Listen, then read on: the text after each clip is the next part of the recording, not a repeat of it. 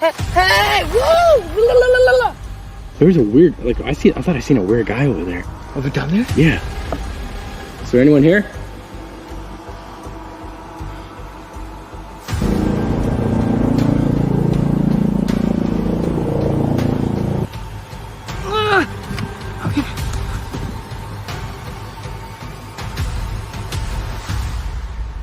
Tonight, we look at 6 disturbing camping encounters caught on camera. Real moments, real danger. Don't forget to subscribe for more terrifying footage like this. Let's begin.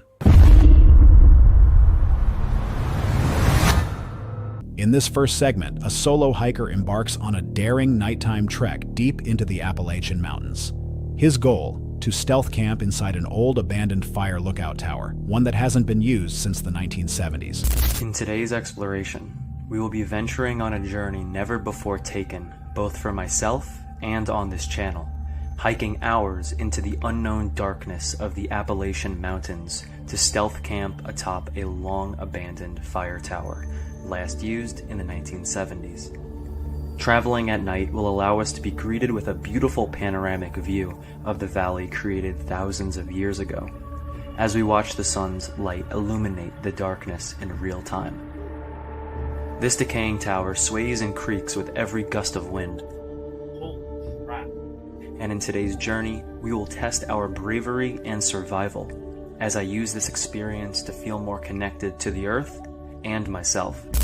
Choosing to travel through the darkness, the hiker hopes to reach the summit in time to witness the sunrise unveil a breathtaking view of the ancient valley below. The trail ahead is long, overgrown, and filled with unknowns. As night falls, the hiker reflects on his personal struggles and frames the experience as a kind of therapy, a way to reconnect with both nature and himself. The terrain becomes increasingly challenging, and strange sounds echo from the forest around him. This is the first time in my life I've ever been so in the woods by myself, so I'm using this as therapy, kind of like a reset. Sometimes when you're feeling down, you have to remind yourself that you're capable of doing a lot more than you think, and just doing a little bit more than expected that you think of yourself could actually get you out of a rut quicker than you think. So that's what my goal is here today. Now I'm going to talk about some things that have been going on in my life to cause such stress once we get higher up. But man, this mountain is kicking my ass right now. I'm trying to get up as much as I can before the daylight completely goes down behind me. I'm gonna need the light soon though.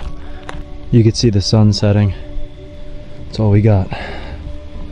We're still going up. After hours of climbing, he finally spots a modern cell phone tower, a replacement for the original fire tower, before continuing along a rugged trail toward the true destination.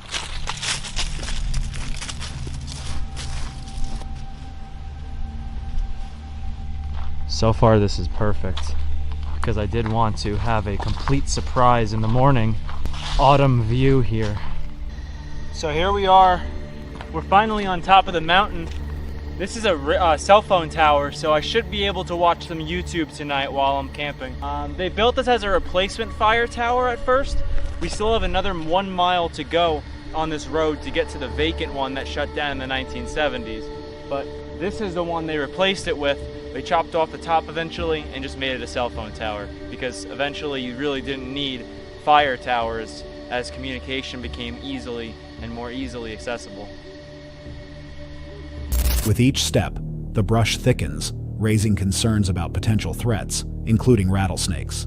Despite the tension, the atmosphere eventually turns peaceful as wildlife begin to appear: deer, chipmunks, and rabbits. The hiker feels at ease, believing their calmness reflects his own. But once he reaches the long-forgotten tower, everything changes. It's too dangerous for me to stay in. I'm gonna have to... Oh, there's a deer right there looking at me. You guys see that deer right there? It's a nice buck. It's at least like a 6-pointer. Alright, buddy, we're gonna leave you alone. Anyway, like I was saying, if the fire tower is too dangerous to stay in, I have a hammock, and I can go over to this tree line and put it over there. Sleep with the deer tonight. I already have Lyme disease just like them, so we should be like 10 minutes away from our little Airbnb though for the night. Now, I'm probably surrounded with the most wilderness. I have been this whole time. I'm still walking the little overgrown trail, but I'm densely in the woods right now, happily as well. I've seen a deer, and I feel like all of them right now. I'm just one with nature. If they're calm, I could be calm too. So it's kind of becoming a very relaxing journey. The tower is too dangerous for me to stay in. I'm gonna have to, oh, there's a deer right there looking at me. So here goes nothing.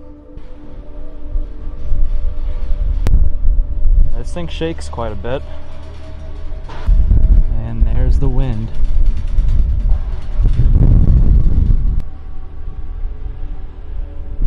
Oh, that wind is crazy right now. Holy. We're almost at the top.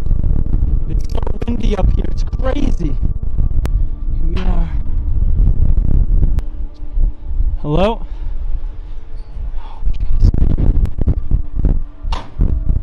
While climbing the unstable structure, the wind howls violently, and the metal groans with each gust. As he nears the top, he begins to hear loud, unexplained noises above him.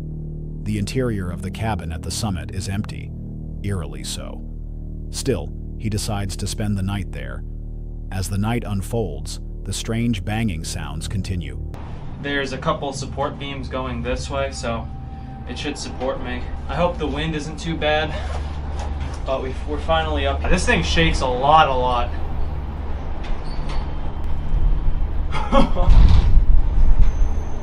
Wow. That's pretty crazy. This is gonna be quite the night. The man assumes it's just the wind working against the aged metal beams and attempts to rest. Despite the unsettling environment, the rest of the night passes without further incident. While it's likely that the noises were simply caused by structural strain and high-altitude wind, the timing and volume of the sounds, especially before he reached the top, raise questions. Could someone or something have been nearby before leaving the area unnoticed? Or did the tower's architecture amplify natural forces into something far more ominous? Would you have spent the night in that swaying tower after hearing those sounds? Or turned back the moment the wind started shaking the beams? Let us know what you would have done. And stay tuned for more unsettling wilderness encounters. Hold on a sec. If you're enjoying this so far, make sure to hit that subscribe button. Let's continue.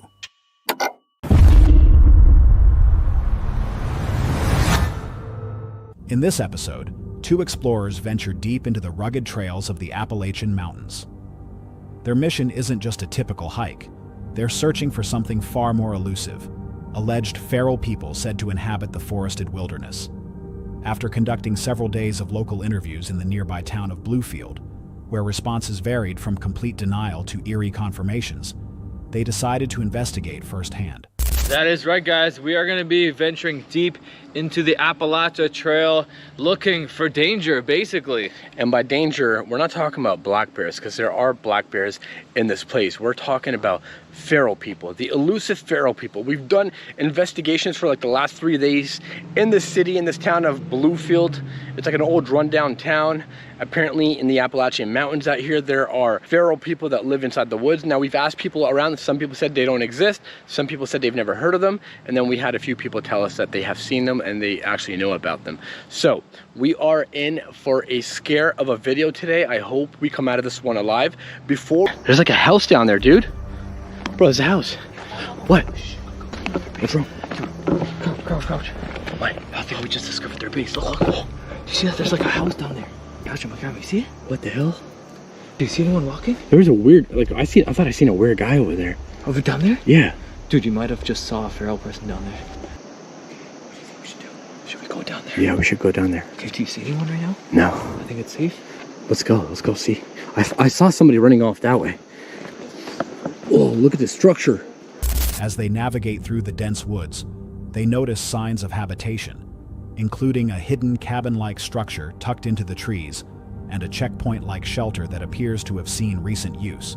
Tensions rise when one of them spots a figure in camouflage disappearing into the forest, followed by a faint whistle echoing through the trees. And there should be some more abandoned stuff in the mine shaft. So what do you guys say? We jump the staircase and we go down there. Yo, Aldo, I'm gonna go down there. Okay. I'll see you down there maybe. All right, don't die. Oh yeah. Believe it or not, I'm not even halfway down the steps now. It just keeps going more and more. Goes and go. Oh my God. This is no joke. It is a stupid idea to split off from each other because we could get lost in here. There is real danger here. Aldo's flying a drone, and we're losing daylight. We have about an hour and a half of daylight left. And once that is gone, we're pretty much screwed. So I wanted to see everything that I could possibly see in the daytime before, I heard something, before we have to sleep here the night. We're actually planning on camping out. I didn't bring my tent. It was a big, oh my God. Oh. So I was saying, I didn't bring my tent because I'm like, hey, maybe we can find a shelter or something, because there are rumors of shelters along the path in the Appalachian trails, all over the Appalachians. And we found one over there, the one with the bathroom. But that also could be used by feral people. Yeah, this is, wow, this is making it worth walking down 1,000 steps. What the hell is that? Like, what is that? This is crazy. Despite their unease, the pair presses forward toward a dilapidated mine shaft. The entrance is blocked, but curiosity drives them to explore the surrounding area. One descends a long, steep staircase into a shadowy valley alone, aiming to reach potential ruins below before daylight runs out. The descent seems never-ending, amplifying the sense of isolation and vulnerability. Definitely feel like I'm being followed. Like, I'm not making this up, guys. Like, I'm being 100% real right now. So this was the power plant.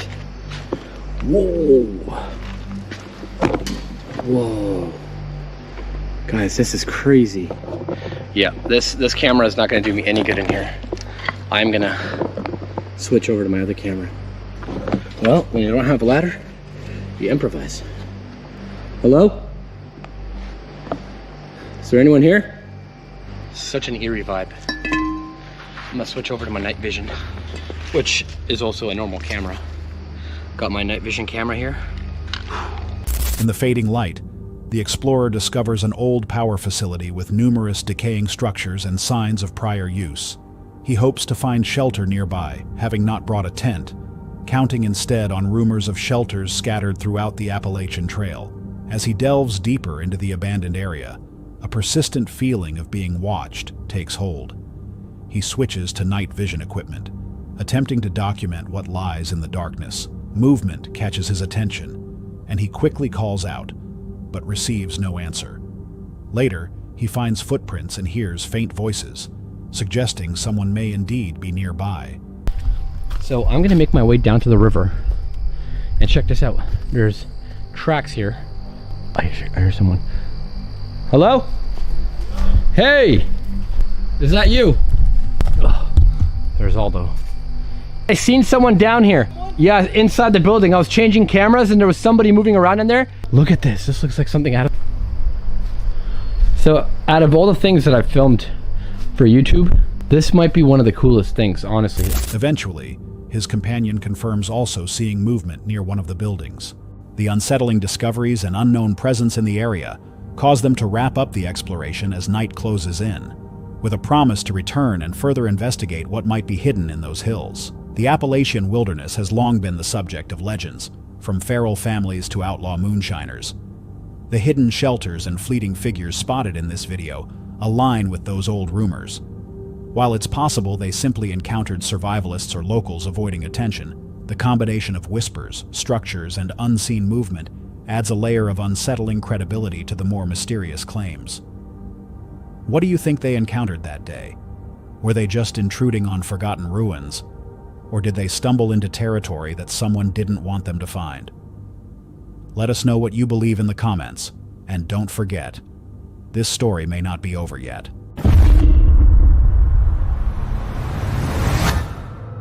A solo adventurer sets out on a peaceful trip into the Appalachian Mountains, aiming to explore the terrain and camp for the night. After reaching the top of a gradual incline, he discovers a quiet clearing near a creek with soft ground and surrounding trees, an ideal spot to pitch a tent and hang a tarp. And I'm thinking of going up to the top there, having a look. That doesn't work. Back in here looks like it's flattening out. Made it to the top. It's a nice creek that comes through here, and you can have a look-see all the way down the pipeline.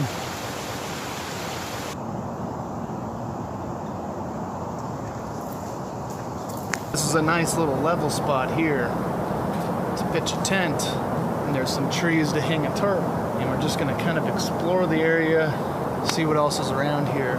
Though he continues scouting nearby areas, it soon becomes clear that the very first location he found might be the best choice after all. It would appear that the very first spot we found, ironically, turns out to be the best one. Signs of animal activity, including recent tracks, confirm that wildlife passes through frequently. Just how other animals come through here. So it just came through, scooped on out, and kept on trucking.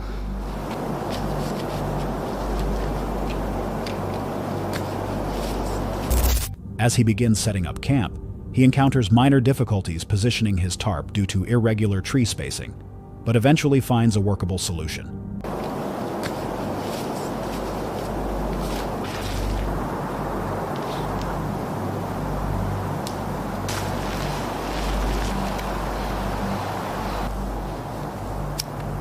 This tarp up. Trees are kind of in an odd formation. I'm also realizing this is not just a square tarp, but should be able to figure out something.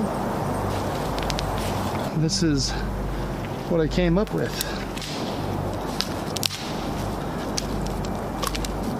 I gathered twice as much firewood as I thought I'd need. That's usually what you do. So that's what I got. Went back to the vehicle. I have this Carhartt here. So I think what I'm gonna do is just lay it down on the ground right there to keep these legs from sinking into the ground. As night approaches, he prepares by gathering more firewood than initially planned. The shadows lengthen, and the forest takes on a more ominous tone. At one point, he hears a loud noise, possibly a log collapsing or something moving in the underbrush, but assumes it's nothing serious. The area is remote, with no other campers expected nearby. That way, I cannot see a thing. And I don't think I was recording earlier, but something made a heavy sound over there. But up that way, a couple miles, there is a camp, but I don't think anybody's hiking this way back down. Anywho. While sitting near his setup, another sound breaks the silence, this time closer and unmistakably intentional.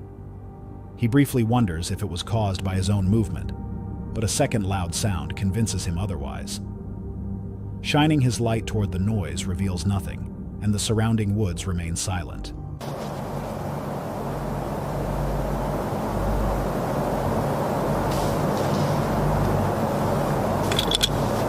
I don't know if that was me or something over there.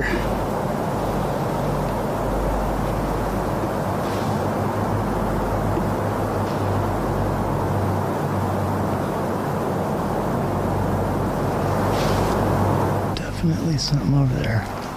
He considers starting a fire, but ultimately decides against it, partly due to the risk of attracting attention. The nearby creek could be drawing in animals or something else. He soon opts to break camp and leave. Upon reaching the road, he glances one final time toward the creek and sees something. Initially mistaking it for a small animal, he turns on his high beams, only to spot a humanoid figure standing eerily still on the side of the road. The figure, around 6 feet tall and partially turned away, appears to be dressed in camouflage and remains motionless, almost as if trying to blend into the surroundings. Small, maybe it's like a raccoon or something right there by the water. And as I hit the high beam, this is when I see it. I see something standing there on the side of the road, pretending to be a statue. Whatever this was decided it was just gonna freeze, and then maybe I wouldn't think it was anything. But as I'm looking in that direction, I'm not even kidding, it looks like somebody dressed up in camo. And they've got their back slightly angled away, I'd say like at a 45 degree. They're standing there about 6 feet tall, looking like a human that I just caught that was probably sneaking up on me. The hiker is unsettled. If it were just another camper, why not acknowledge him? Why stand perfectly still?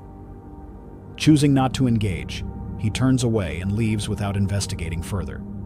The encounter lingers in his mind as he walks away under the dim glow of mountain mist. This area of the Appalachian Trail is remote and lightly trafficked, making any human presence, especially at night, unresponsive and in camouflage, deeply suspicious. While it could have been a hunter or survivalist, the behavior suggests intentional concealment. Was this someone watching his camp, or something trying not to be seen? Was this an innocent misunderstanding? Or had he unknowingly become the target of something far more calculated? Would you have stopped to find out, or walked away like he did? The journey continues as a solo hiker makes his way toward Hawk Rock Overlook, narrating the path ahead while hinting at a darker tale soon to be told. Very misty morning here.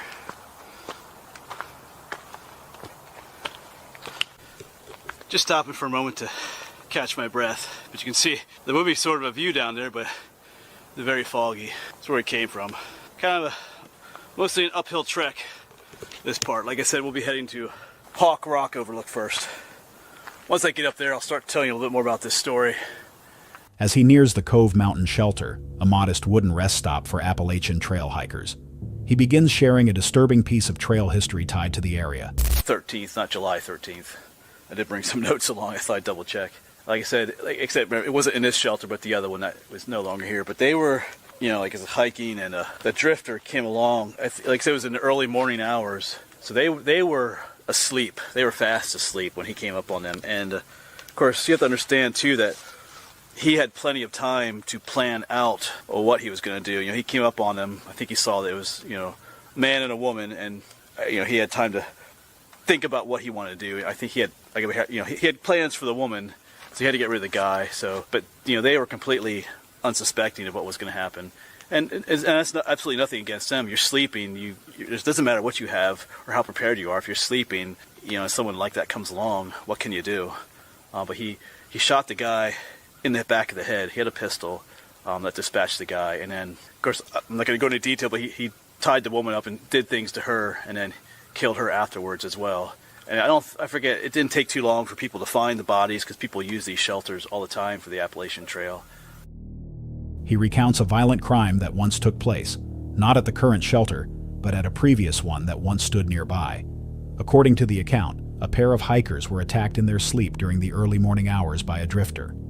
The man allegedly had time to plan his actions, ambushing the couple while they were most vulnerable. The male victim was shot first, and the female was restrained and subjected to horrific violence before also being killed. Though the attacker was eventually captured, reportedly seen hitchhiking not far from the scene, the incident left a permanent stain on the Appalachian Trail community. The original shelter quickly gained a grim reputation.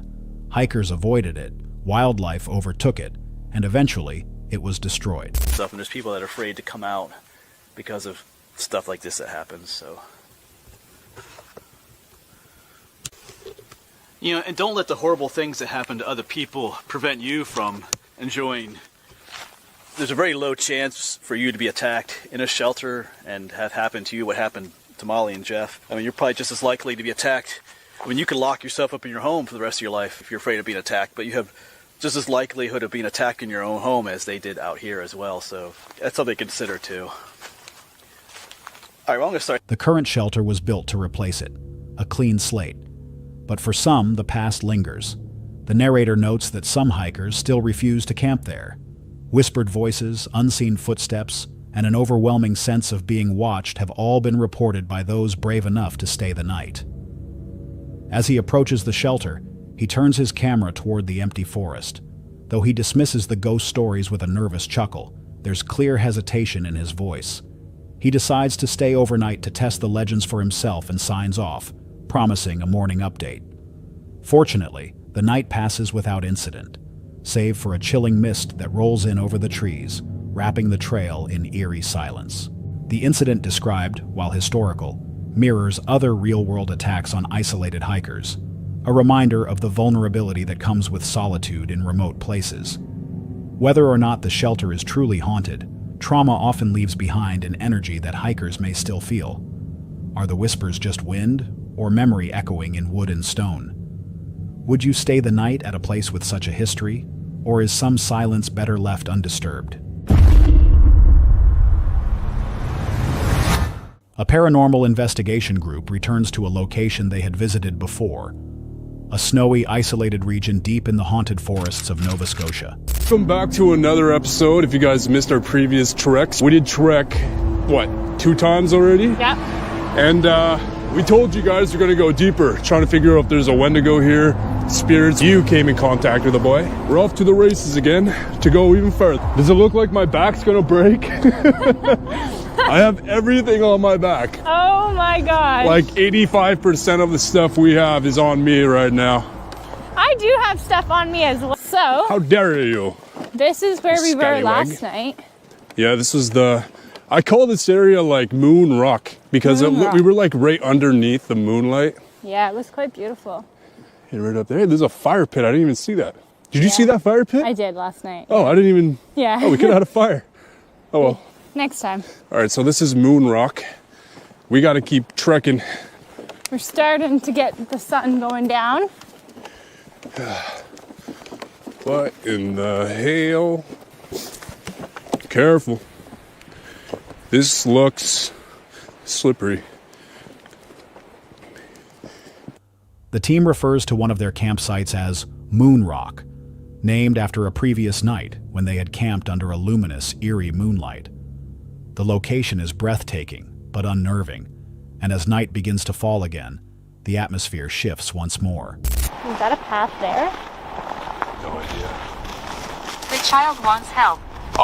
Chels? The child! No. Child's back. Child's back. Talker? Yeah, Spirit Talker. Child's back.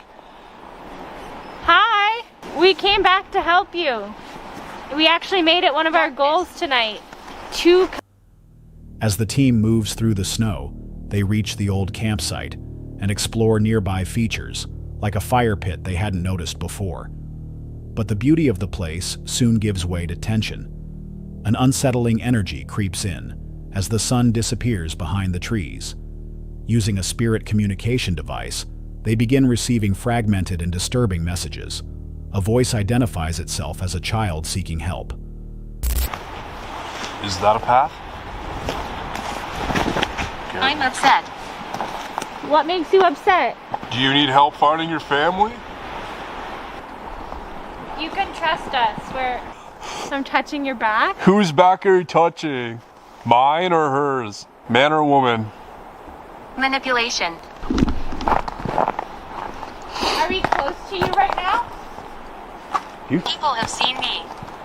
People have seen me? Is he the one that maybe you saw going into the tent? Maybe. I think this is the boy.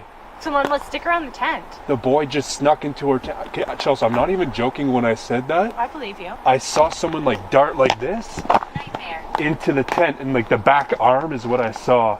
Just kind of like... It is around there, and maybe we can communicate more with him here. The name Thomas emerges, a spirit who claims to have been wronged, possibly even murdered. The team tries to offer comfort, but the voice grows increasingly agitated, expressing anger and frustration. At one point, it cryptically says it is touching someone's back, which causes a wave of discomfort among the group. As the session continues, more chilling phrases come through. I'm innocent. Something's telling me that the boy was murdered.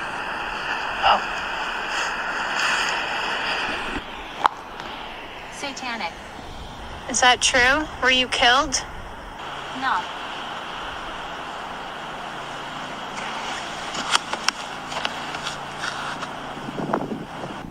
It's hard to tell. It's hard to tell. Ill.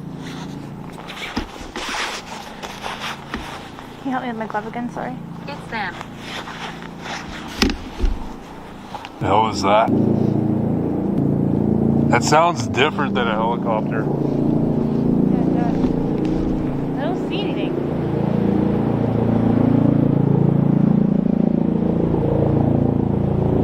What the f? Why is it so low? Could be a helicopter. It might be. Or is it one of the drones? No, I don't think so, because there's multiple lights on it. Yeah, that's just a helicopter.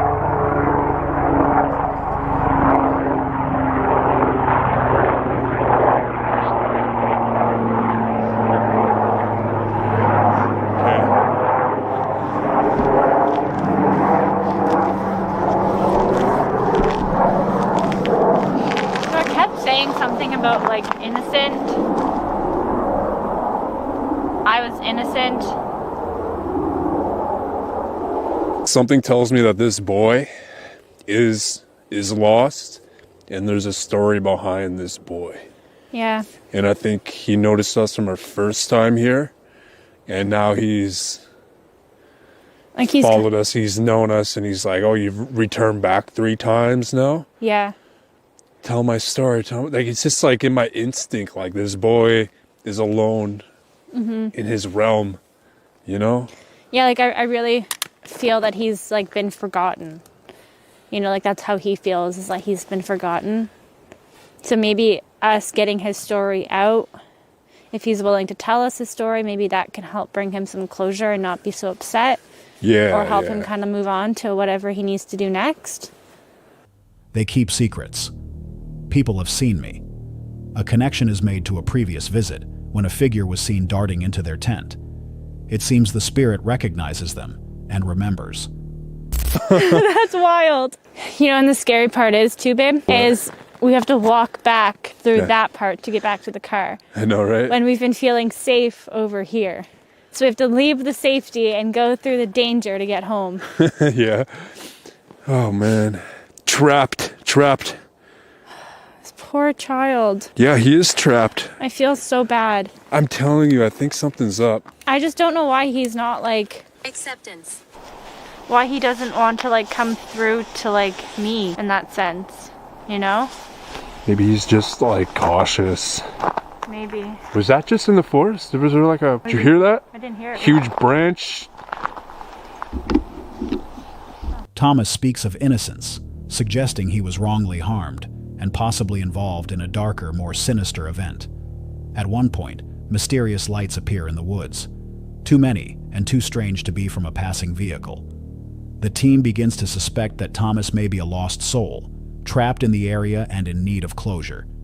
Eventually, the group attempts to leave, but find themselves disoriented, always returning to the same point no matter which way they go.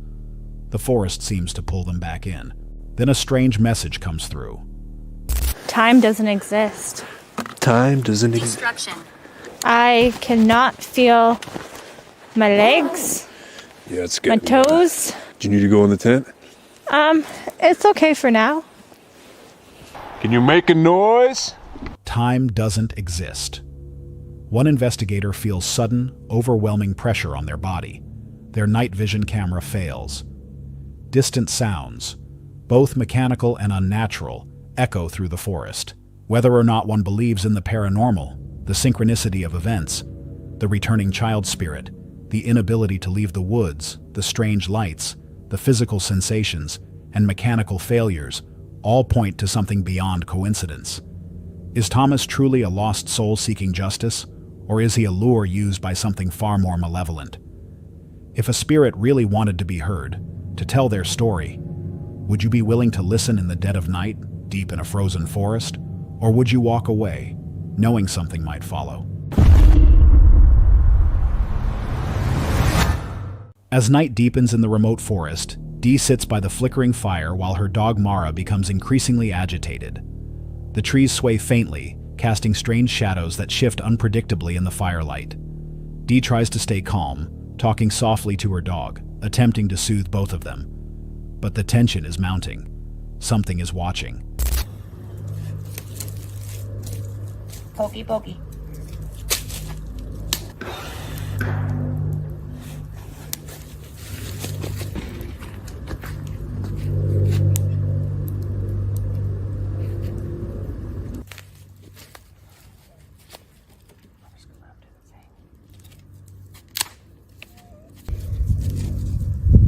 Chillax. I got my tablet. We can watch some doggy stuff, some funny animals. Without warning, a loud crash erupts nearby. Something heavy has been thrown with force. Though every instinct tells her to flee, she holds her ground. Scanning the darkness, she sees nothing, but the presence is undeniable. Dakota, and I spent the winter break their freshman year in college. We were at their friend's house at night, drinking in her basement with some other girls, and it was really late, like 3 a.m. I was falling asleep, so I decided to walk home. They live in a desolate area.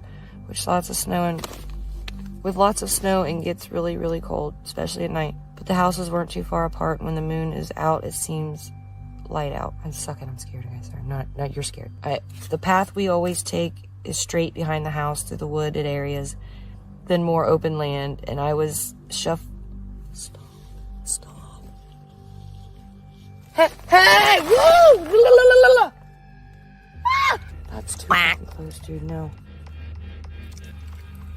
She's nervous looking.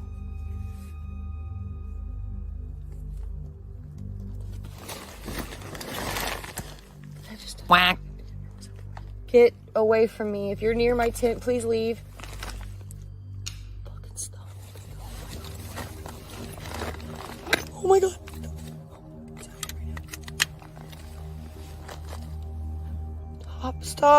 Stop, please. Hello?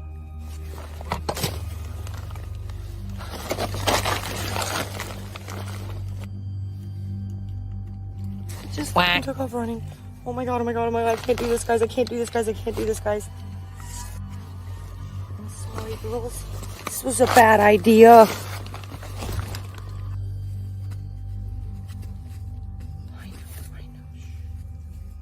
Something, I swear, something just like raise my tent. I'm not sure.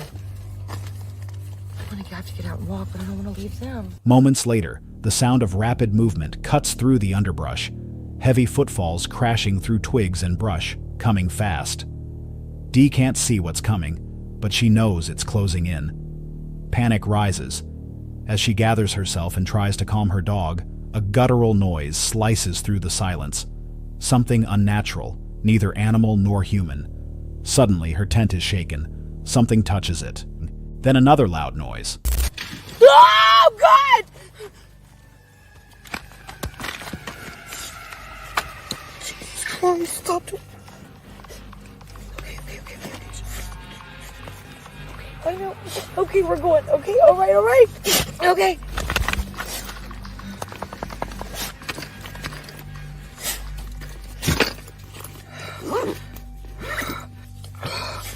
All right. Everybody just calm down. We're calming down. You guys are doing nothing. You're not growling. You're whining and shaking. They're just sitting here. It's not that cold. They're whining and shaking. I don't know. Okay. I'm getting all my stuff. Getting all the stuff. I'll get them back to the car and then we can walk around. All right. Gotta put everything back in the wagon. The sense of being stalked is overwhelming. Frantically, Dee grabs her gear and heads for her truck, trying to stay composed. The walk is short but feels eternal. She loads her dog and supplies, but just as she opens the door, an inhuman screech rips through the air, high-pitched and unrecognizable. I got the door open.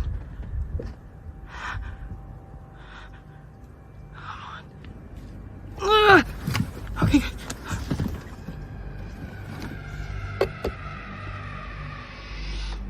I got in my car and I can't stop. I'm in my car, hanging out the window. Woo!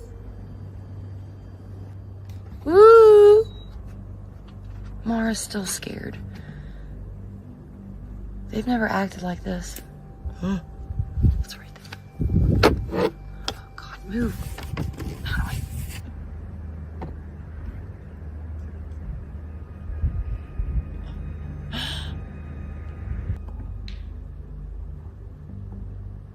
Black, I don't see any. Brown moving.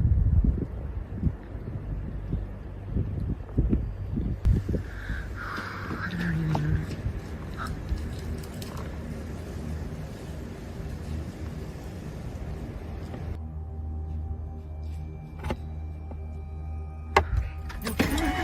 Absolutely not. I'm done.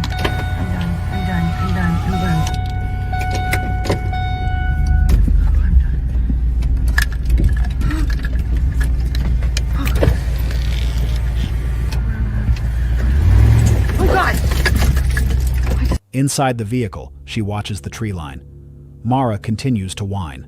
Then, glowing eyes appear in the dark, unmoving, silent, watching. The branches snap again, and faint rhythmic knocking begins in the distance.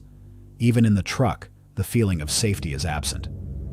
She starts the engine and begins to drive, but then there's a heavy thud, something hitting the bed of the truck. As she scans the rear view, more movement flickers past the headlights. The eyes reappear, reflecting brightly before disappearing once more. The fear becomes overwhelming. Her hands grip the wheel tighter. She's done. She drives harder, faster, trying to leave it all behind. But the woods feel alive, as if whatever was there hasn't let go.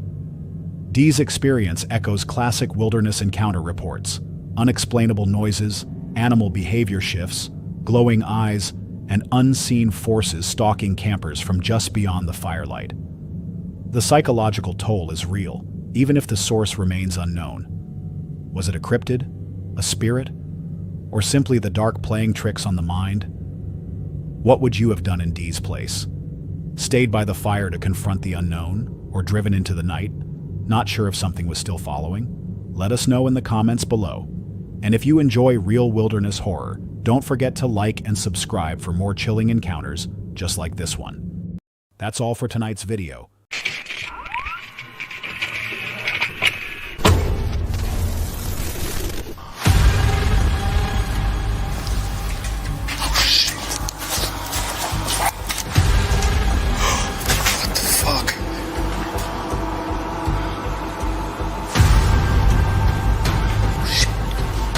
Hello?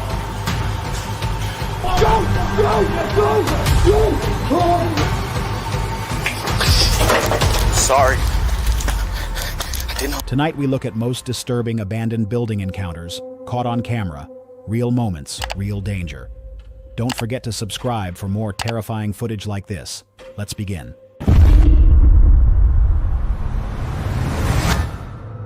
Urbex Hill is one of the most well-known urban exploration channels on YouTube, run by solo adventurer Chris Hill. His videos showcase intense and often dangerous explorations of abandoned locations across the US, from crumbling asylums to forgotten military sites. But one of his most unsettling uploads came in January 2023, when he returned to a location he had previously explored, the now abandoned Paul Revere Elementary School in Cleveland. The school, originally opened nearly a century ago, was closed in 2015 due to declining enrollment. Though there were vague plans to repurpose the building, by 2024, it remained empty, heavily deteriorated, and rumored to be haunted. Chris enters the school late at night, alone, navigating the pitch-black halls with only a flashlight. Inside, it's clear the structure has been ravaged by time and weather. The lower floors are partially flooded, walls are peeling, and mold and rust cover most surfaces. Debris, scattered papers, and broken furniture litter every room. Chalk messages on whiteboards suggest others have recently entered the building too. Roughly 10 minutes into the exploration, Chris begins to hear strange noises, distant clattering and indistinct sounds echoing through the corridors. Oh shit.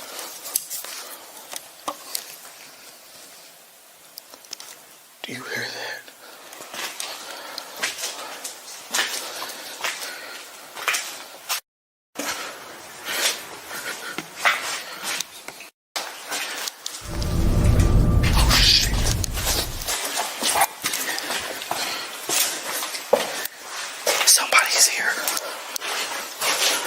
Then, he catches a beam of light. Someone else is in the building. Rather than confront whoever it might be, possibly another explorer, a squatter, or someone with worse intentions, he retreats down a different hallway. Later, while investigating the upper floors, he steps into a bathroom.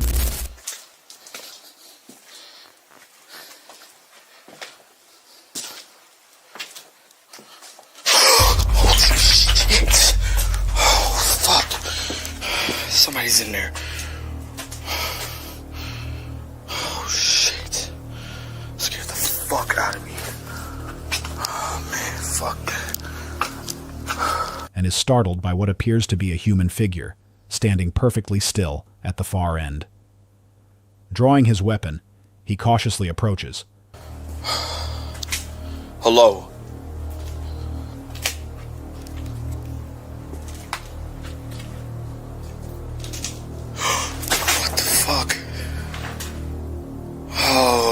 It's a fucking toy.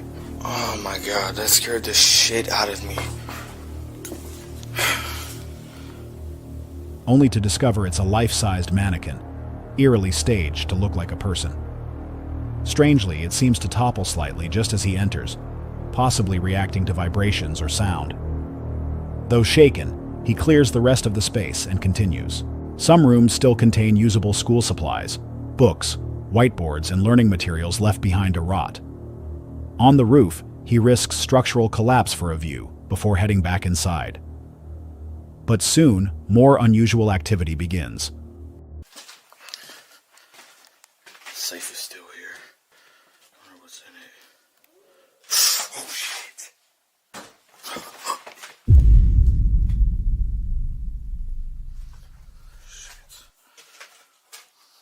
A low howl is heard echoing through the halls.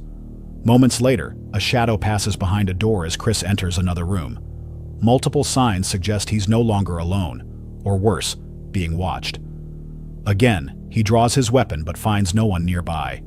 As he prepares to leave, one final disturbance rattles him. This place is weird as hell. Oh, here it is. This place is crazy. I remember the last time I explored it.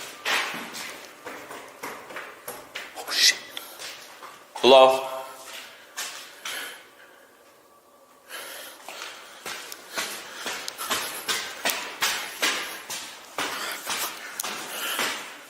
Hello? What the fuck?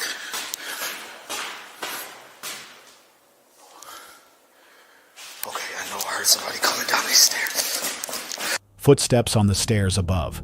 He rushes up to investigate, but finds the floor deserted. No response, no movement, only silence. Chris finally exits the school safely, but not unchanged.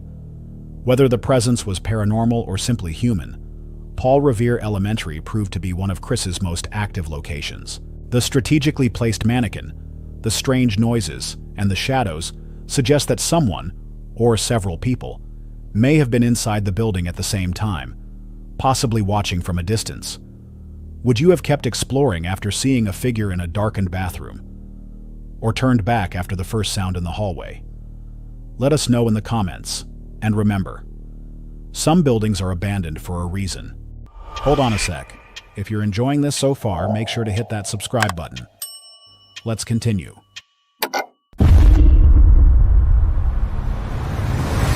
Ridley Hospital, located in Lancaster, UK, was once a pioneering institution in the field of mental health. Opened in 1916, it was among the first psychiatric hospitals in the country to advocate for more humane treatment of patients, utilizing methods such as electroconvulsive therapy for those suffering from severe depression, obsessive behavior, and mania. After nearly a century of operation, the hospital closed its doors in 2013, leaving behind a decaying structure shrouded in both history and rumor. In April 2022, YouTuber Exploring with Tom decided to visit the abandoned hospital late at night, accompanied by 3 friends. The group, excited and unfiltered, navigated the halls loudly, shouting and laughing as they explored the empty wards. But in places like this, noise isn't just careless, it can be dangerous. I don't like it. No, we're not scared of you. Oh yeah, well I am scared of you. I think someone is here now, to be honest with you. What the? As they made their way deeper into the building, the group began taunting the silence, calling out loudly without thinking twice. What began as a typical urban exploration quickly unraveled. What? Be careful, be careful. There's someone there. Someone there. Just see what it is. It might be, might need help. Hello? Hello? What? Go! Go! Go! Go!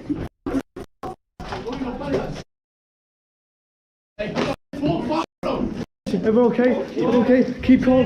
Keep calm. Keep calm. Man! What the f***? Don't hurry up. Get out. Get out. Get out.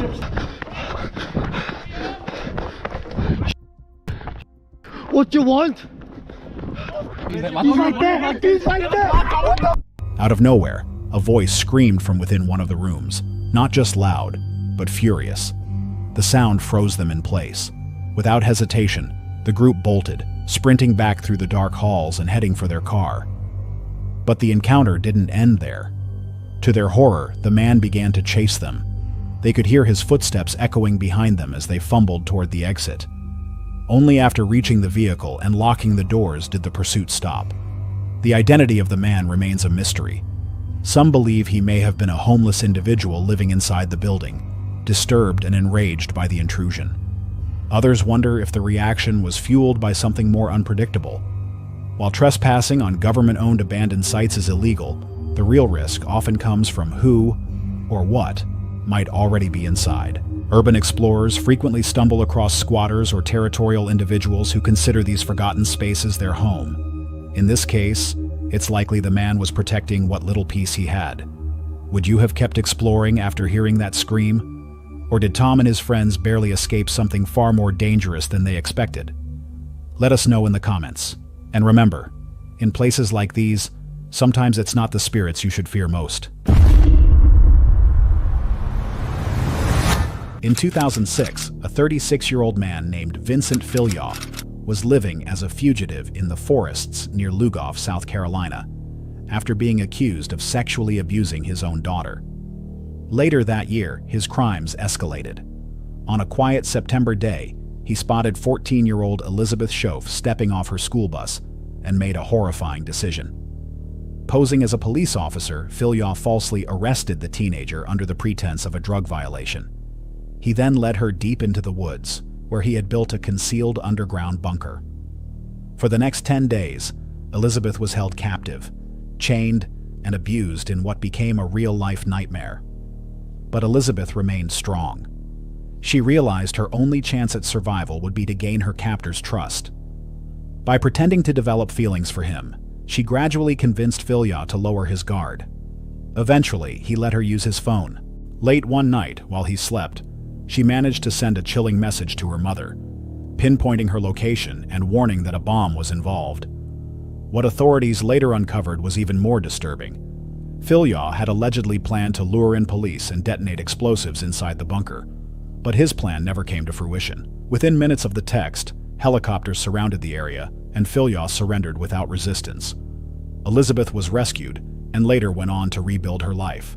Filyaw, on the other hand, spent the remainder of his days behind bars until his death in prison in 2021. Years later, in December 2023, a YouTuber known as Big Banks visited the abandoned site of Filyaw's hideout.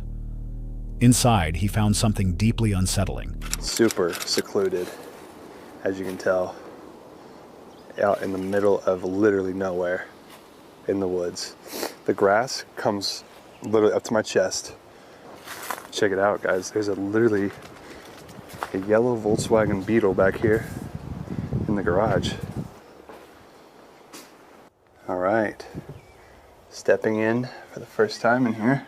Just saw that the front door was open. It's all this green carpet. Looks like it goes throughout. There's a hallway there, kitchen there, and there's stuff left in here. It's very interesting. Check out this little chandelier when you first walk in. It's like blue and yellow stained glass. I think this was the little girl's backpack that was left here. What a sad sight to see. Knowing that that happened makes it eerie. I see a food bowl, looks like for a cat. Yep, I was right. Cat litter box. A small backpack left just outside the kitchen area, possibly belonging to Elizabeth. Other items found included a horror DVD, Halloween props, a broken bat, and makeshift weapons, remnants of the chaos that once unfolded there.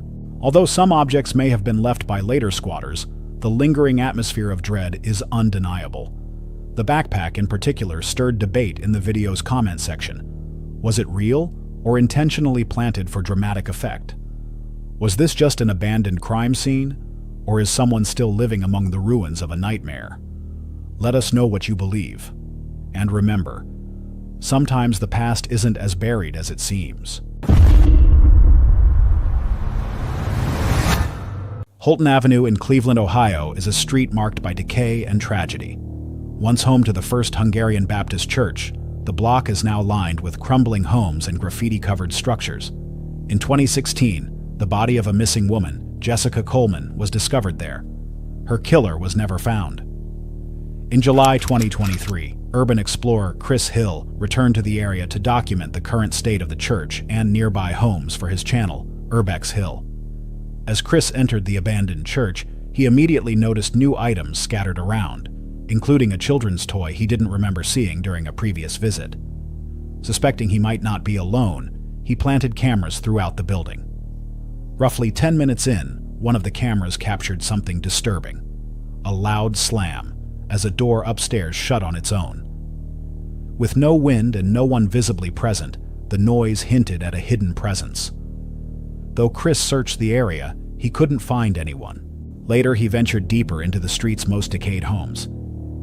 In one house, while exploring the basement, a voice from upstairs startled him. That's weird.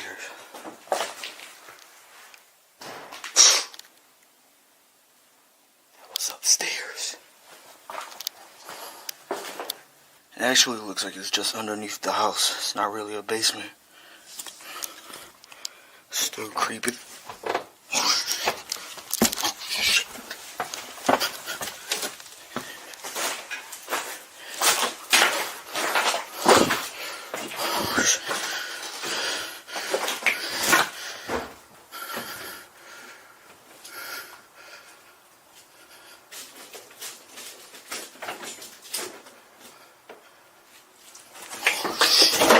Sorry. I didn't know nobody lived there.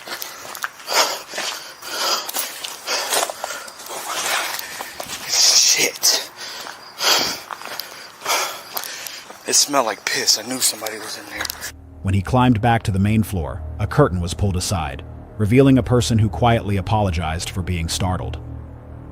Chris quickly left and soon realized something even more disturbing.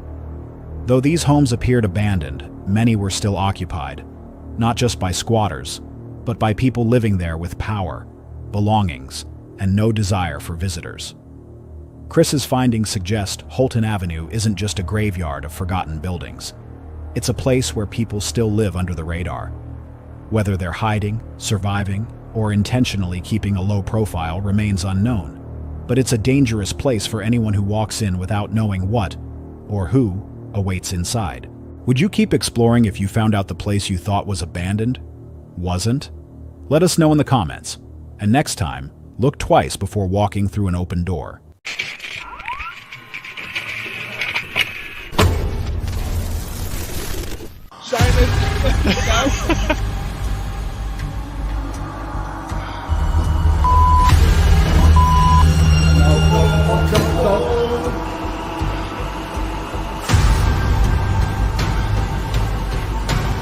Look at Paul. Quería decir que tiene un patrón que se armó porque a veces tiene ese ratito. Tonight, we look at 6 disturbing camping encounters caught on camera. Real moments, real danger. Don't forget to subscribe for more terrifying footage like this. Let's begin. On May 13th, 2025, YouTuber Larry, known for his channel Work Less Enjoy Life More, uploaded what he would later describe as the most unsettling experience of his life. What began as a routine winter overlanding trip in the remote backcountry of Moab, Utah, alongside friends Vic and Jeremy, soon turned into something far more memorable and far more disturbing. The trio had set out to enjoy a few peaceful days off-grid, camping beside alpine lakes, fishing for trout, and relaxing under the open sky. Their vehicles were custom-built for backcountry travel, and the location promised solitude and pristine nature. Everything was going according to plan, until night fell. Hi, welcome back. My name is Larry if you're new. We're actually camping in Moab, Utah this time. It's very windy today, so hopefully you can hear me over the wind, but I'm actually camping with a friend of mine, Vic. We're out here, we're getting ready to actually go fishing here. He's got a side-by-side, a really nice one at that. And so we're gonna get ready. We found this really cool little pond up in the mountains.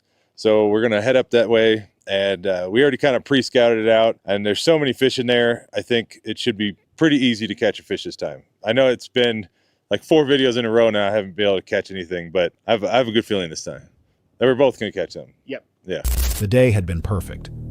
They had explored rugged mountain trails, cast lines into icy water, spotted wildlife, and admired panoramic views of the Utah desert from high elevation. As night settled in, powerful winds kept them from cooking over an open fire. So dinner came courtesy of a brewery run, hot chicken sandwiches eaten around a small ammo can fire pit. So we had plans to make a dinner tonight, but one of Vic's friends is also camping with us. He left earlier to go into town, so he's picking us up some sort of chicken sandwich from a brewery, from Moab Brewery, right? Yeah, so looking forward to that. So I guess I'm not gonna be cooking dinner tonight, but that's all right. Should be worth it. We've been sitting out here, we've been wanting to make a real fire, but it's just the winds have just been so strong all night, nonstop. I don't know what they are, 30-mile-an-hour winds or something. You can see the full moon back there. That's nice.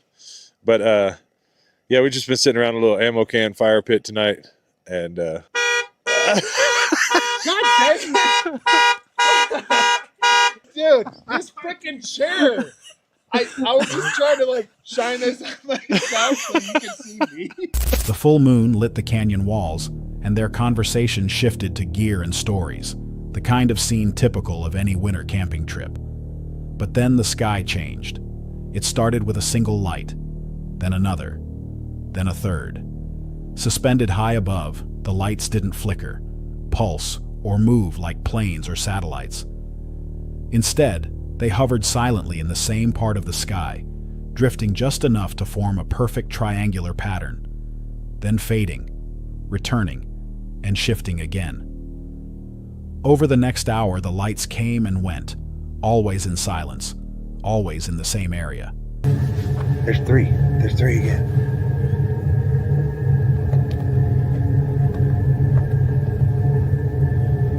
Oh, it's coming back. Look, there's another bright one.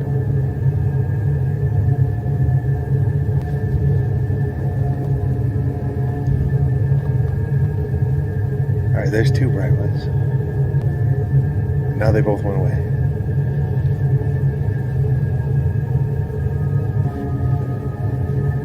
There they come. Here's another one, another bright one. There's 2 bright ones again. At one point, they arranged in a formation that closely resembled the shape commonly associated with black project aircraft, like the TR-3B, an object often linked to UFO sightings and government conspiracy theories. Larry, overwhelmed with confusion, filmed as much as he could. But the most striking formation, a perfect triangle of intensely bright lights, appeared before the camera was rolling. Even so, what was captured remains difficult to explain. The lights didn't act like anything he or his friends had seen before. They weren't moving like drones. They didn't flash like satellites. And they certainly weren't behaving like anything commercial or civilian. All right. I know you guys have got to see some of those lights. We were standing out there about a half an hour ago, and there was 3, just a blatant triangle, and they were the 3 brightest lights in the sky. And then they all just kind of like turned and disappeared. And then they just kept, whatever it was, like the 3 lights just kept turning and coming back, and they're just hovering in the same spot. Like I said, for about the last half an hour now, they're still going on out there. Yeah, I don't know. I don't know if that was, I mean, like, I don't want to say like alien spaceship or something, but like they definitely didn't act like satellites. Definitely wasn't airplanes. I've never seen anything like that in my life. I don't know. I almost want to keep going back out there. I might have to switch out the battery and go back out there again and see if they're still doing it. But that's got to be probably one of the creepiest things I've seen in the sky before. Eventually, shaken and freezing, Larry returned to his camper. But sleep didn't come easily. He kept checking the windows, hoping, or perhaps fearing, to see the lights again. And he did. Even after shutting off the camera, the lights remained in the sky for over 30 minutes more, still rotating, still hovering. The next morning, the group quietly agreed to leave. Officially, it was because of the weather, but deep down, they knew it was something else entirely. What do you think of the lights last night? I have no idea what that was. I mean, it could have been a UFO. Who knows? Yeah, the first initial three, like in that triangle when we first saw it, we couldn't get the camera out fast enough. Like, that was the craziest one. I kind of wish I had that on camera, but they were definitely just over here spinning around all night long. Yeah, it's so unusual. Yeah. I've never seen anything like that before. I haven't either. I guess we're going to pack up and head out here in a minute or soon once we get everything put in the trailers. It's going to be a process, but we'll get it done. I believe in us. All right, Jeremy's going to go find us a couple spots. Hopefully. Crossing fingers. It's a cool van. I like it. It really is, isn't it? The lights Larry saw didn't match the characteristics of commercial aircraft, satellites, or even common drone activity. Their behavior, hovering, rotating, and reappearing in the same sky quadrant, suggested something far more advanced. Some have pointed out the resemblance to classified military craft, while others believe this may have been an authentic UFO sighting. The complete silence, triangular formation, and lack of typical flight behavior give this encounter credibility that's hard to dismiss. Was Larry unknowingly camped beneath a test flight of experimental aircraft? Or did something truly unexplainable pass over his campsite that night? He hadn't gone searching for the unknown, he was just camping. But whatever was in the sky had found him. Let us know what you think in the comments. And if you're drawn to unexplained encounters caught on camera, be sure to like and subscribe. Because sometimes the most disturbing moments happen when you're not even looking for them. Hold on a sec. If you're enjoying this so far, make sure to hit that subscribe button. Let's continue.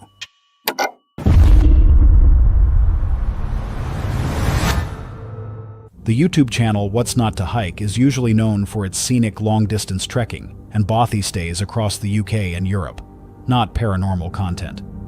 But during a late October trip to Galloway Forest in Scotland, what began as a laid-back Halloween special quickly turned into an experience that neither hiker expected.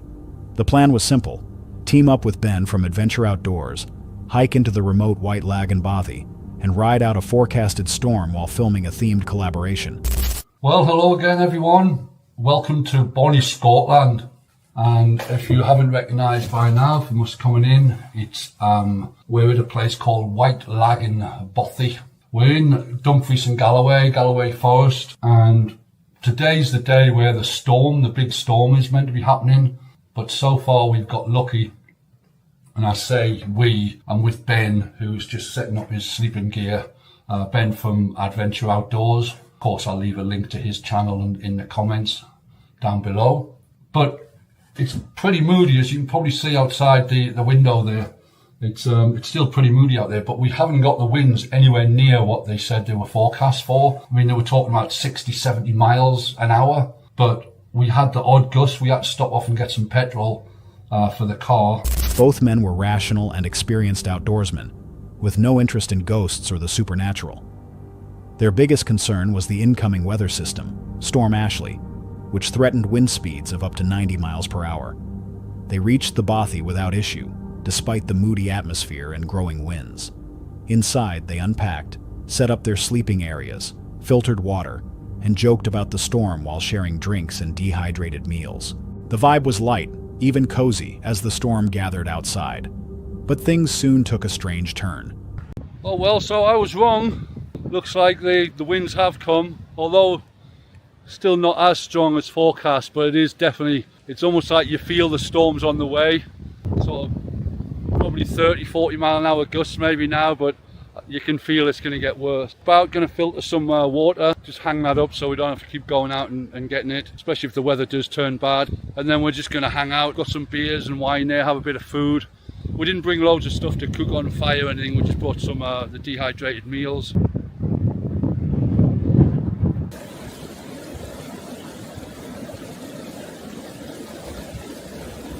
The first oddity occurred when a kettle appeared on the stove, even though neither man remembered putting it there, and the stove hadn't even been lit. They laughed it off, assuming one of them had forgotten. But then a pair of saws that had been hanging on the wall earlier were discovered lying on the floor. Again, no one had touched them. Let me show you around again. So that's actually I'll have to spin the camera around. There's the candle. I think that looks really nice. Down here is the fireplace. Looks like Ben's got the kettle on. We haven't even got the fire on yet. Are you having a cup of tea?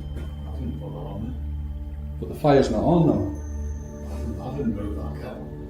Nah, you're winding me up. Right? You've done the saws, I reckon, and now you've done the kettle. You're trying to. I didn't put it on. I reckon you're trying to freak me out. I didn't realise the stove isn't even on. The stove's not even on, yeah.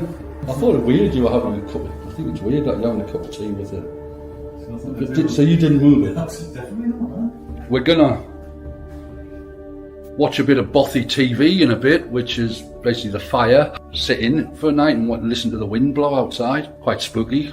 And what with the saws and the kettle moving on its own, it's even spookier now. But as I say, I don't really believe in all that stuff, but a bit odd. The situation was strange, but still within the bounds of explanation, until the door slammed shut with alarming force. It wasn't just a gust. The door was heavy and required deliberate effort to move. One of them even tested it afterward and confirmed it couldn't have been closed by the wind. Something or someone had caused it. Found the Bothy book. You put my glasses on though to blind as a bat. So this is popular, quite a popular Bothy by the looks of it. Someone actually stayed last night. It was nice and tidy when we came in. So plaudits to whoever stayed here last night. Well done. Absolutely spotless. Hold on a minute.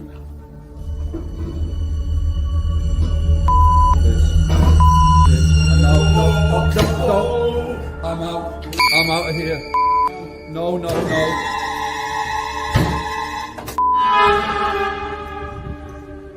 The room, once warm and inviting, now felt uneasy. The men, clearly rattled, decided not to sleep in the same space where the door had slammed. The atmosphere had shifted entirely from playful Halloween camp to something much more serious. No more physical disturbances occurred, but the psychological weight of what had happened was enough to keep them both awake for most of the night. The thing is, and now my light, that's attached to my the cold shoe on the tripod, that was just charged before I started filming tonight, and that's now just died. Weird stuff was going on earlier with the saws. 1 minute on the wall, now they're on the floor. I thought that was Ben just winding me up. He thought it was me winding him up. The kettle ended up on top of the stove when the stove wasn't even on. So we're convinced the kettle, we've now convinced ourselves the kettle might have always been on the stove, but we have to look back at the previous footage when we came in to see where it was, but that was terrifying. And I don't even swear, I'm swearing, but I think my batteries, see now this battery's dying as well on this camera, and it's again just being charged, and this lasts like 2 hours or whatever. So something really weird going on.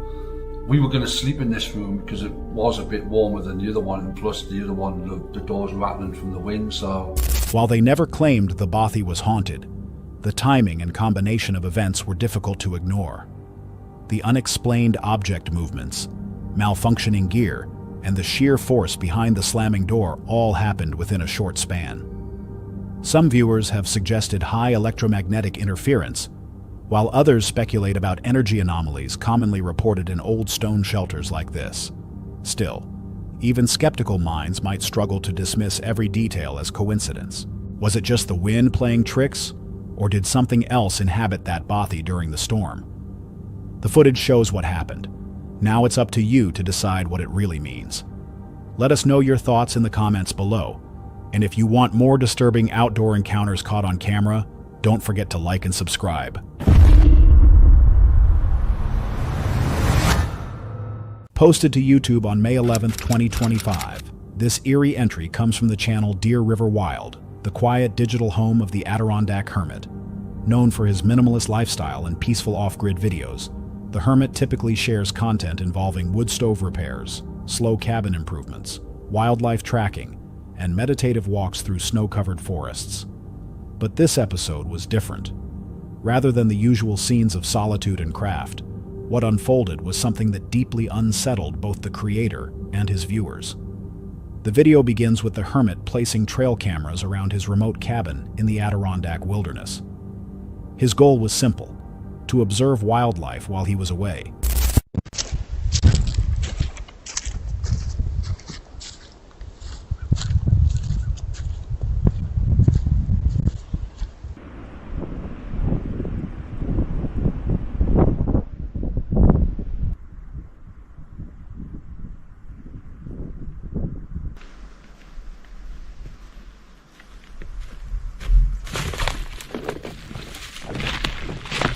of deer, foxes, or maybe the occasional porcupine passing by. With a light dusting of snow on the ground and biting wind in the trees, he secured cams along forest paths near the riverbank and at the front entrance. But shortly after setup, a severe windstorm swept through the region. Heavy gusts bent trees, battered the structure, and knocked several cameras off angle.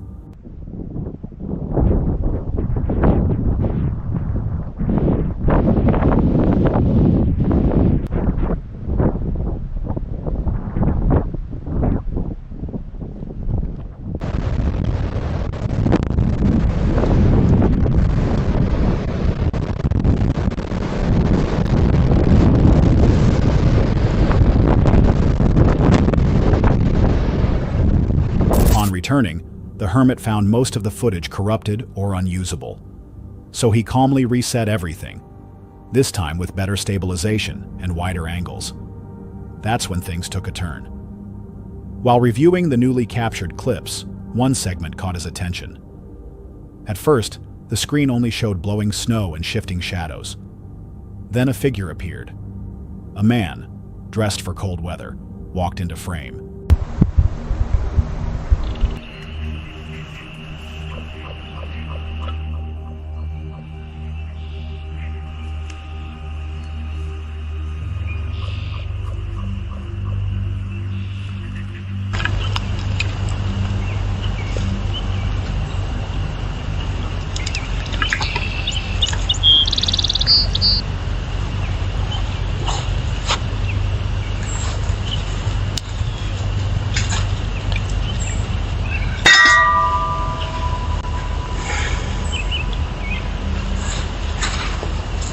He didn't wave at the camera. He didn't knock on the cabin door. He didn't look confused or lost. He walked with quiet purpose, moving steadily around the building. Eventually, he stepped inside. There were no signs of forced entry. Nothing was stolen. No items were disturbed. But the simple fact that someone had entered, uninvited, in such a remote and isolated location, was enough to send a chill through the hermit's otherwise stoic presence. The man remained on the property for nearly 2 minutes. He scanned the gear, glanced at the interior, and appeared to consider his next move. At no point did he attempt to conceal his face, even though a camera was clearly visible.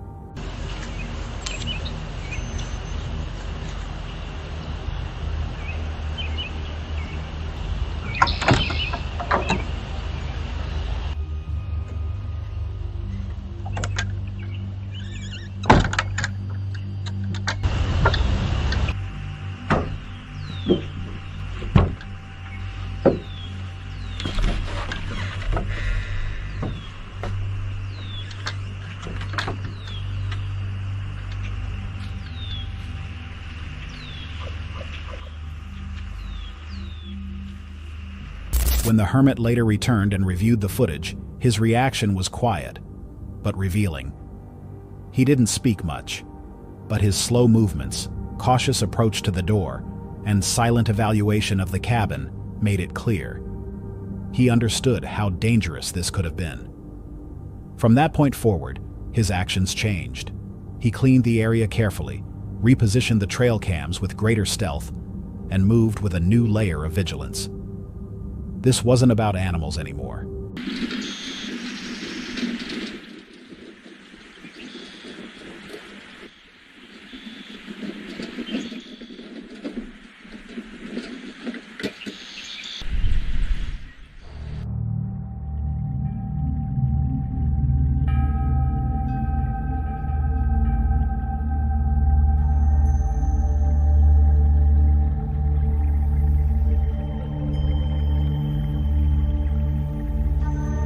Unlike paranormal encounters or strange lights in the sky, this event struck with a different kind of fear, because it was grounded in reality.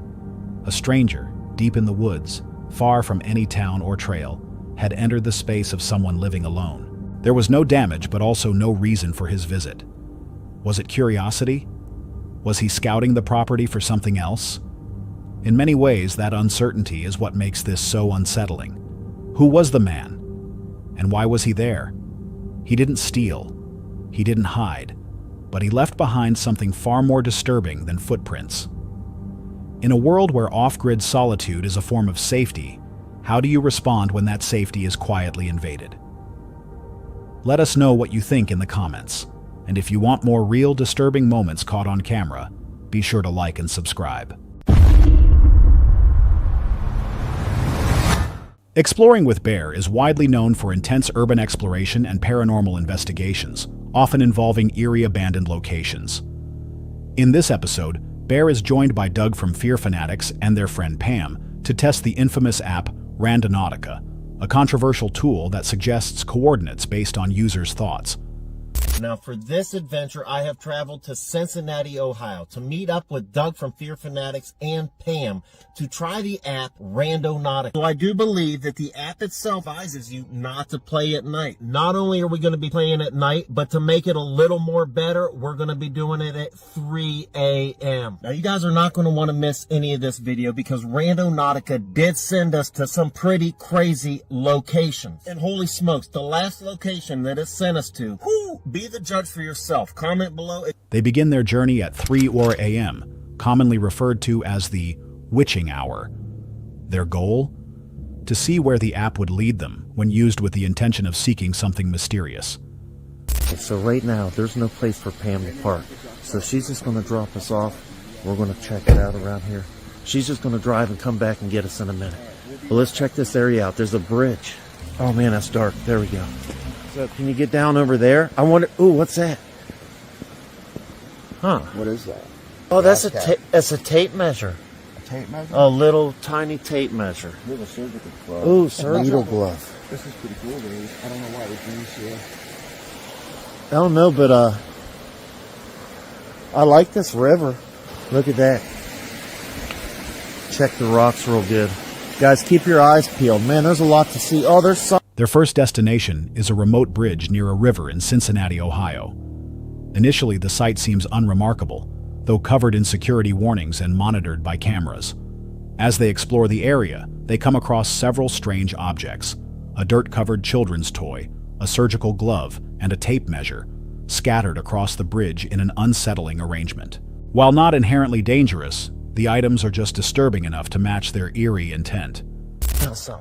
Good, because there was nothing over there. I was just coming to see if you guys had any luck. We're talking about geocaching and how, like, if you hide something in geocaching, sometimes you would, the people would, find a light post. It'll take you to a specific point, and then it'll say it's around the light post somewhere. So you look around the light post and, maybe under here would be something. That's So I was looking down, and then I saw the sticker, and I said, what does that say? Read it, bro. It's kind of strange. I gotta get good light on it. Okay. The trouble is... Hey, who wants to read that? I'm having a hard time with mine.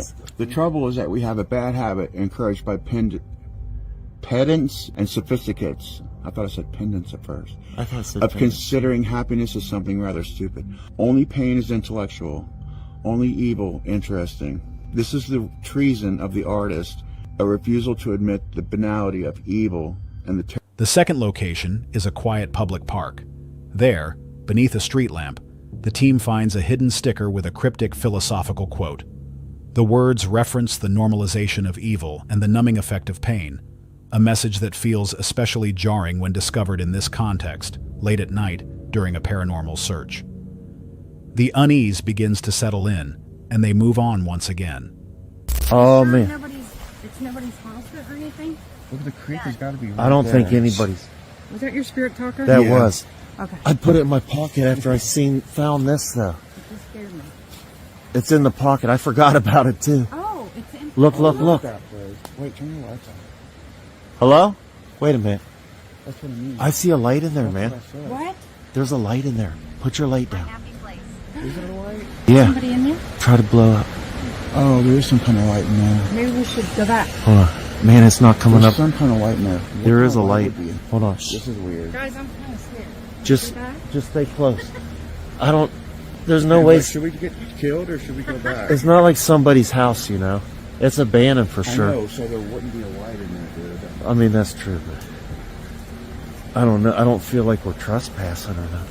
Hold on. Crap. Could the Nautica thing send more than one people to the same... Their final stop leads them deep into the woods. where the coordinates point them toward what looks like an abandoned outbuilding.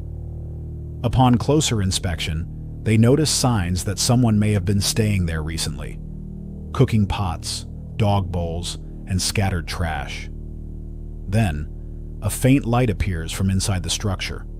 Initially dismissed as a reflection, it quickly becomes apparent the light is moving. Someone is inside. Growing cautious, the team quietly tries to alert whoever may be there. They observe bedding, personal items, and flashing lights, suggesting recent occupancy. Look, hold. Shh. I don't know. There's a light on right over there. And I just heard something coming from behind that camper. What's inside there? What is inside there? Hey, man. I feel... Hello? We're just shooting a video. Be careful. Look around that corner, though. Does somebody have a weapon? Yeah, I do. We're armed. Just shooting a video. Mean no harm. Look, that's on, though. Look at that. Put your light down. Oh, that is on. What is it? It's a flashlight. It's like Where? it's right like right there. Look. Oh my God. Scary. I don't like this. That is scary. What? Oh, what does it say? It said go to the light? Oh, shit. Did it really say that? Holy smokes, Check and man. see. It says I'm from the light. Oh my God. Man, I got freaking goosebumps all over. I feel like there's somebody behind this thing. I do. I feel like, yeah, I want to go. I'm scared. I agree. This doesn't feel safe. This does not feel safe. Dog bowl. Whoa. One of their devices even produces a chilling message. Go to the light. Moments later, movement is detected behind the building.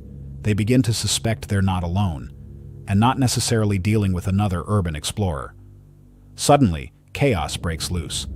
They hear footsteps and unsettling sounds. Something is thrown in their direction. Without waiting to find out more, they retreat in a rush and make it back to the vehicle. I mean, I'm not out of breath, but... I'm out of breath. It was pretty scary. Like just that first... I can't even find out how to get in this car. You're aware of me. It said be aware of me. It said what? What did it say? It said be aware of me. I was scared and I... Lock the doors. Lock them. How you lock these suckers? Were you scared? Holy smokes. Hey, that was scary. That was our intention, was scary. Yeah, it was. No more scary intentions, guys. That was scary. That was... It was still cool. Earlier, Pam was talking about like Brad Pitt that was intentions and dilapidated, money. like abandoned in the middle of the woods, you know, down a trail, gone inside, and then we heard something behind that. As they attempt to calm down, one last message is heard. Be aware of me. Some viewers believe this was just a squatter reacting to being startled. Others suspect a more disturbing possibility, that the app may have led them to a location already influenced by dark or intentional human activity. The use of the phrase, go to the light and be aware of me, adds an unexplained, possibly paranormal layer to the encounter. Was this simply a risky encounter with someone hiding in the woods, or did the app actually guide them towards something beyond rational explanation? And if so, who or what wanted them to be aware? Let us know what you think in the comments. And don't forget to like and subscribe for more real-life disturbing encounters caught on camera.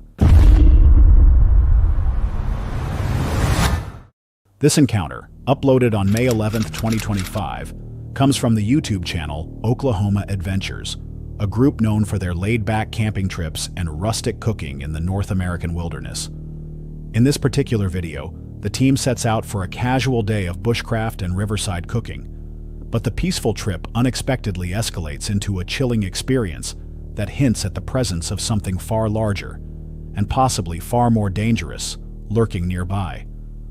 Aventureros, aquí andamos en los territorios del Patón una vez más. Ya teníamos un buen rato caminando toda la mañana y nos detuvimos aquí a hacer una comida porque ya hace hambre, salimos muy temprano de la casa y el tiempo de almorzar tuvimos. Aquí nos vamos a echar un snack aquí en el territorio del Patón. A ver si no viene y nos arrebatan La comida. la comida. Vamos a comer. Vamos, aventureros.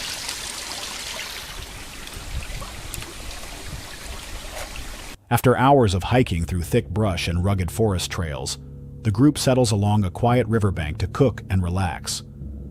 The mood is lighthearted as they prepare traditional campfire meals using fresh ingredients, roasting corn, peppers, mushrooms, and meat over open flames. Birds chirped in the background, the sun was shining, and everything felt serene. But the atmosphere changes suddenly.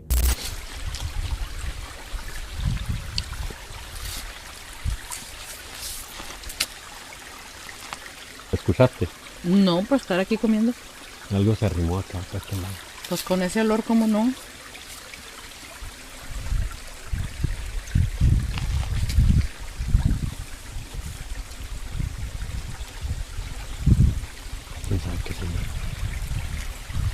The forest grows silent. Birds that had filled the air with song moments earlier go quiet. The stillness becomes palpable. Overhead, large birds begin circling, a behavior often associated with predators or death. Moments later, something massive rustles through the woods just beyond their sight. Tráiganse una bolsita donde tirar la basura. No la dejen aquí tirada. Especialmente en estos lugares tan fregonzotes. Bueno, yo creo que hay que seguir camino, ¿no? Vámonos. Que algo se arrimó, no sabemos si fuera un oso o algo, pero un animal muy grande se arrimó para allá, para aquel lado. Como de la comida. Trae mucho animalito. Sí. Vámonos pues. Snapping branches, thudding footsteps, and a heavy presence stalking near their camp. Though they couldn't see it, the sound was undeniable. Something big had taken an interest in the scent of their cooking. Alarmed, the group quickly began packing up, scanning the tree line and preparing to retreat. They suspected it could be a bear, or worse. While relocating, one team member noticed something startling. Solamente escuché. Algo corrió, quién sabe qué sería. Bueno, vamos. ¿Será un venado o algo? ¿Quién sabe? Vamos. Aquí está una huella de algo. ¿Ah? Aquí está una huella de algo, desde aquí hasta acá. Y aquí hay más arcos también, mira. Oh, sí, ese está puesto ahí. ¿No? Sí, nomás lo atoraron ahí. Mira. Es un patón ese. Está nomás atorado ahí con el otro. Sí, mira. Large footprints embedded in the moist earth. Too big to belong to a human, and clearly bipedal. The prints resembled something out of folklore. Further into the woods, they found a structure, an arch of branches crudely arranged and wedged into place. It hadn't been there before. The placement didn't seem natural. Mira, ahí parece como una caidita de agua. Algo así. Ahí andan los pájaros. Ya no se escucharon los cuervos. Quiere decir que sí era un patón el que se arrimó, porque ya ves que en ese ratito que sí. Estábamos cocinando se escucharon. Bueno. Se escuchaban los pájaros en los árboles.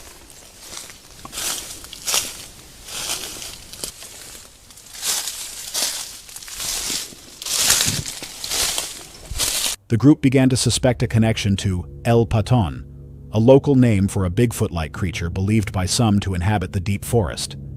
The signs were stacking up: silence in the woods, vanishing birds, unexplained structures, and massive tracks. As they made their way out, the birds returned briefly, but they weren't alone. Something was trailing them, still unseen, but impossible to ignore. Some viewers suggest the encounter was with a large predator, perhaps a bear drawn in by the scent of food. But the size of the tracks, their bipedal shape, and the unnatural arch structure point to something less conventional. Could this have been an encounter with a cryptid? The sudden silence in the forest and bizarre behavior of birds only adds to the mystery. Was this simply wildlife acting unpredictably, or had the team come dangerously close to something that defies explanation, something watching them from the shadows? Could El Patón be more than a local legend? Let us know what you think in the comments. Was it just a close call with nature, or something much more disturbing hiding in the wilderness? This short yet highly intriguing clip may stand as one of the most compelling pieces of trail camera footage related to Bigfoot ever shared online. Discovered during a deep exploration of lesser-known cryptid videos, this particular recording, originally posted by the YouTube channel Strange Wilderness, has become the focus of growing discussion and debate. Captured by a stationary trail camera set deep within a forested area, The brief footage appears to show a large bipedal figure moving swiftly through the trees.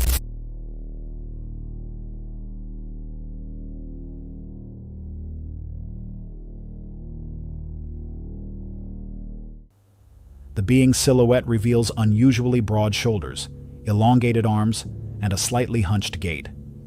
Its proportions don't closely match that of a person in costume, nor does its movement. The figure glides through the brush with a natural fluidity, lacking the awkward motion typically seen in staged encounters or someone wearing a bulky suit. The video itself is raw and unembellished. Lighting appears consistent with natural daylight, and there are no signs of artificial visual effects or post-production manipulation, though the image quality is typical of most trail cameras, grainy and lacking fine detail. It doesn't raise the common red flags associated with hoaxes. There's no choppy editing, no unnatural blur, and no discernible seams or indicators that would suggest a costume. Instead, what the viewer is left with is just a few seconds of genuinely puzzling footage. A large figure crossing between trees, silent and swift, leaving behind more questions than answers. What makes this encounter particularly noteworthy is not just the content of the footage, but the way it's presented. There's no over-the-top claim of definitive proof, no aggressive attempt to convince the audience. It's simply offered up for interpretation. Some argue it could be a masterfully executed prank, but others point to the natural body mechanics and unforced camera setting as reasons to take it more seriously. If it is staged, it's done with unusual care and subtlety. So what exactly was captured here? A real cryptid caught by chance? A next-level hoax? Or perhaps something in between? A case of mistaken identity wrapped in a moment of eerie timing? One thing is certain. If this was fabricated, it may be one of the most convincing attempts yet. And if it's real, it might be among the clearest pieces of visual evidence we've seen of something that continues to defy explanation. Before you go, let us know in the comments. Do you think this was real or fake? And if you enjoy content like this, remember to like and subscribe. New disturbing videos are always just one click away. That's all for tonight's video. Which encounter gave you chills? Let us know in the comments. Jenny! Yeah, what? Still a lot of stuff there. What the fuck is that?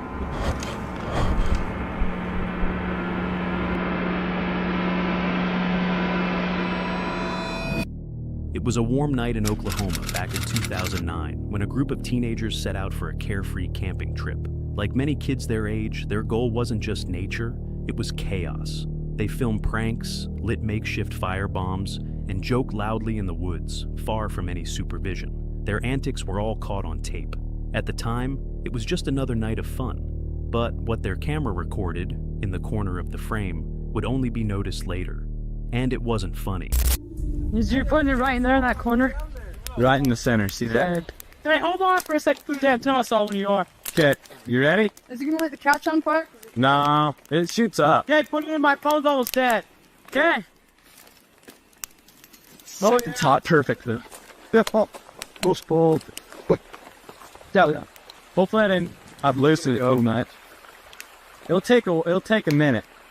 It'll start. Fire better not go out. Me and Dax have burritos we need to cook.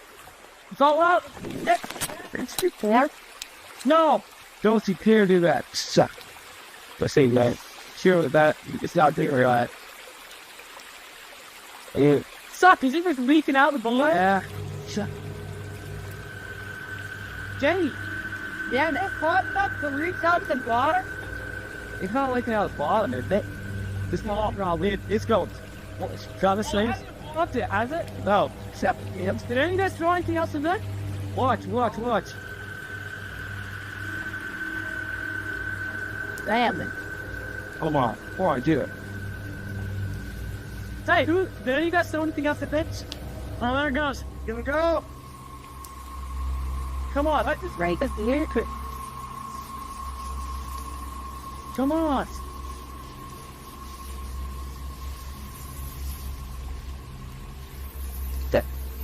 Did you fucking split her? Oh!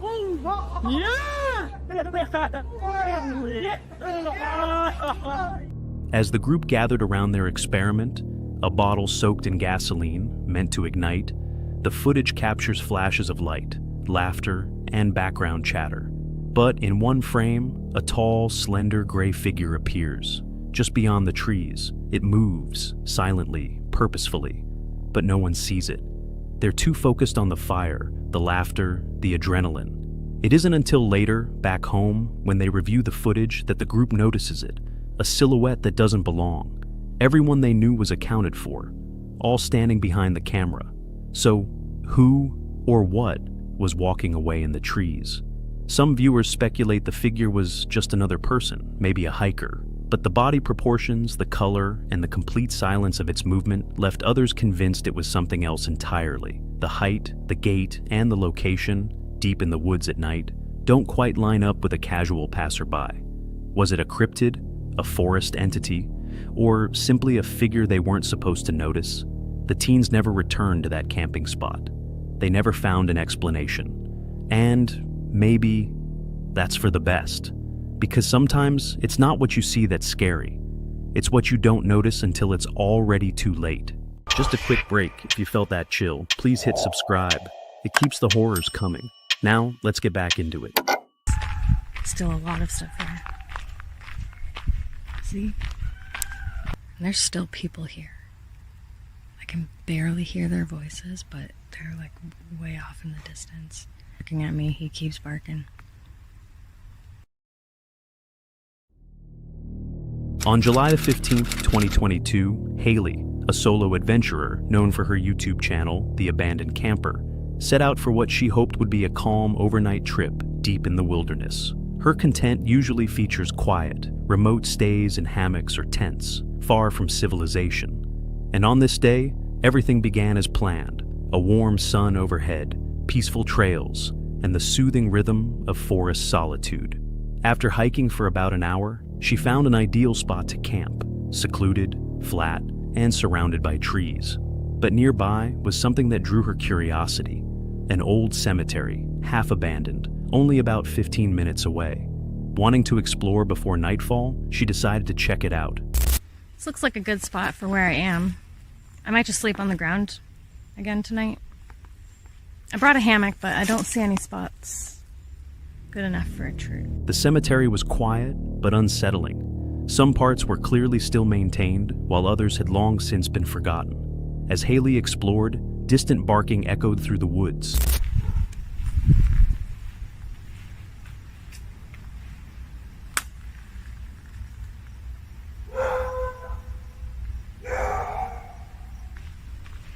Those dogs are barking at me.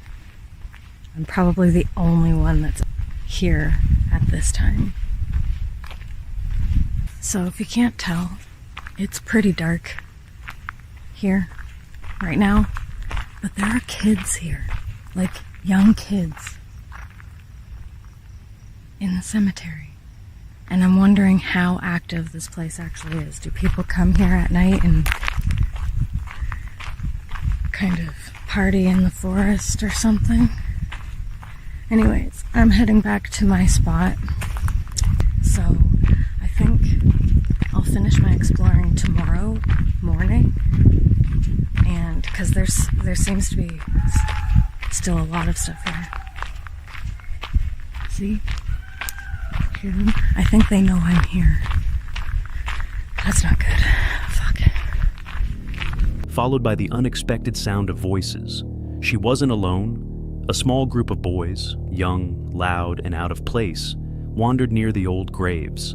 Haley kept her distance, hoping to avoid interaction. But something about their behavior felt wrong. They weren't just hanging out, they were watching. I'm gonna keep this recording, just in case. But I'm also gonna stop and find out what they're doing, if they're actually watching me or not. I just had to put out the fire because there are people walking around back here. They don't have headlamps on, but like I said in my last video, I do not like being around people in the middle of a forest, especially when it's dark out. So I might pack up and get out of here. Sensing it was time to leave, she slipped away quietly, returning to her campsite as the light disappeared.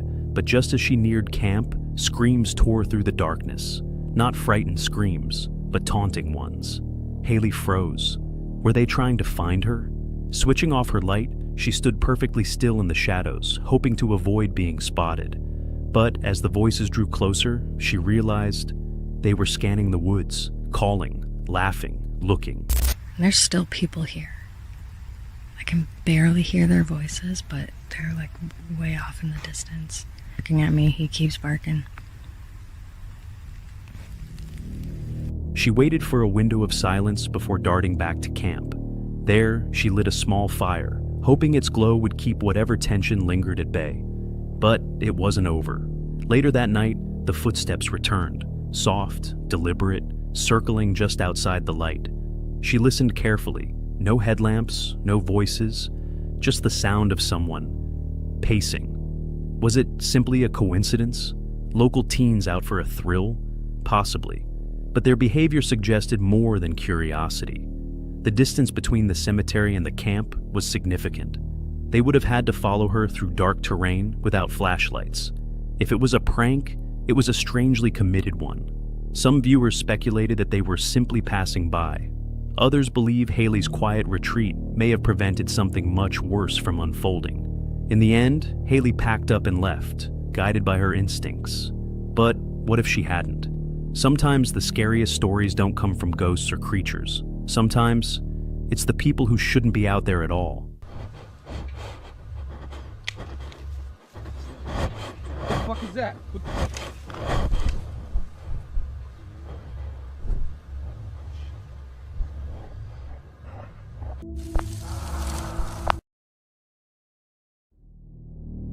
Jared, an adventurous father, had decided to break routine and do something completely new, camping in the remote wilderness of Siberia. It was a bold choice for someone with no prior experience in such extreme conditions. But this trip wasn't just about adventure. He hoped to share something special with his son, time away from distractions, surrounded by nature's untouched beauty. The day passed peacefully. The quiet forest, towering trees, and fresh air seemed to give Jared exactly what he had hoped for, calm and clarity. It felt like a much-needed escape, but what began as a bonding trip would soon turn into a night they would never forget.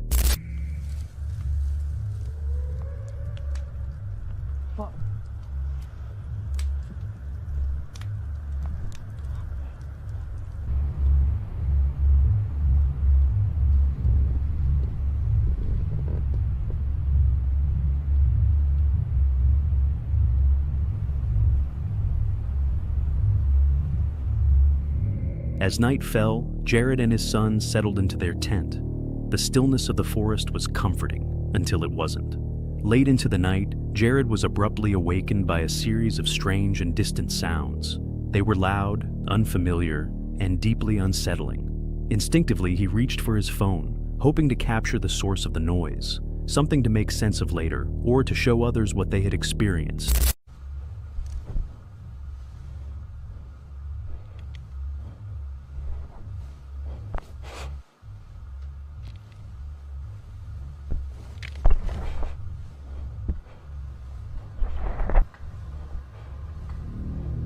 Branch after branch snapped in the darkness. Whatever was out there wasn't small. Despite his growing fear, Jared took cautious steps into the trees, his phone recording, and that's when it happened. What the fuck is that?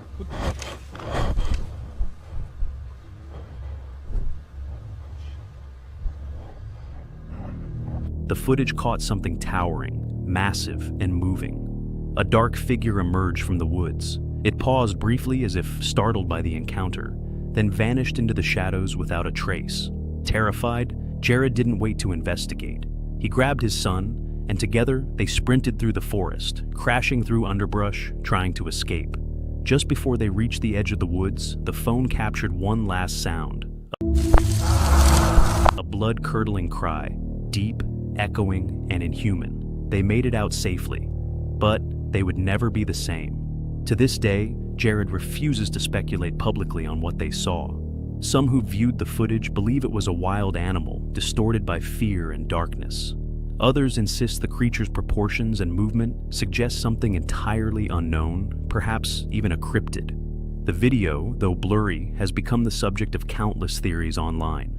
Jared never returned to the wilderness. The experience was enough to convince him that some places are better left unexplored. But what if he hadn't woken up? What if he hadn't grabbed the phone in time? How close did they really come to never making it out? If that gave you chills, what comes next might just make you reconsider your next camping trip. What was meant to be another peaceful adventure turned into something deeply unsettling, something that even an experienced outdoorsman couldn't explain. Faisal, a 78-year-old explorer with a lifelong passion for the wilderness, has spent years capturing breathtaking landscapes on his YouTube channel, Voyager Overland. His content usually showcases nature's untouched beauty, drawing in an audience that shares his love for the great outdoors. But this time, Faisal's footage captured something that would haunt him forever. So Gene and I are out on yet another adventure. And last time we were out, I caught some footage that, quite frankly, has me a little spooked. And I haven't quite decided if I want to show it yet. It wasn't unusual for Faisal to notice something unexpected in his footage. Maybe a deer in the distance or a stray hiker passing by. But this was different. I don't understand what I saw and I can't explain it. So if you have seen anything like it, please feel free to let me know what you think it is in the comments. Frankly, it has me pretty spooked. He couldn't explain it. He didn't want to explain it.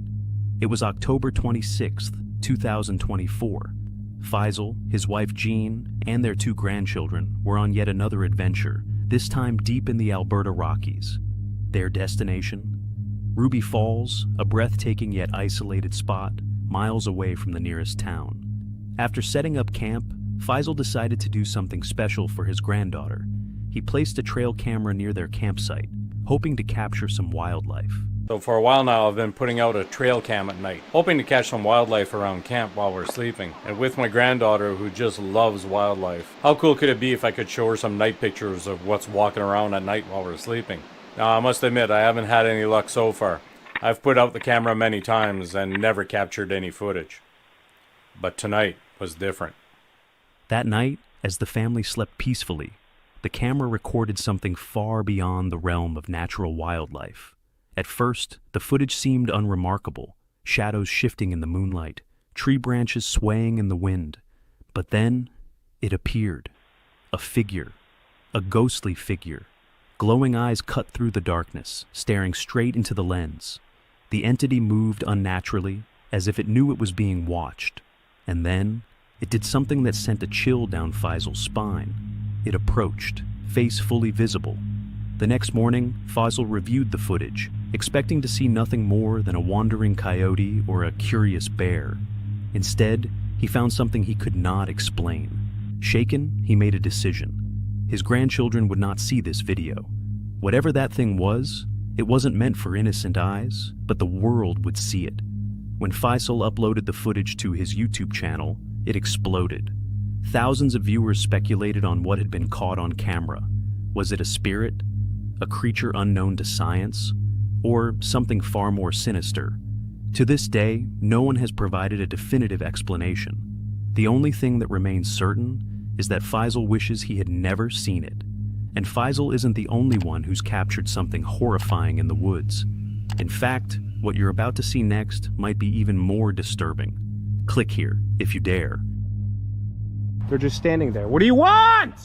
Leave me alone! Sam, the creator behind the YouTube channel The Northwest Wind, has been documenting his stealth camping adventures around Cleveland, Ohio since 2016. But nothing could prepare him or his viewers for the unsettling night he experienced in January 2024. Stealth camping involves parking and camping unnoticed in unconventional places, residential streets, abandoned areas, and especially remote forests. While such adventures often come with an element of thrill, Sam's recent trip into a secluded woodland took a terrifying turn.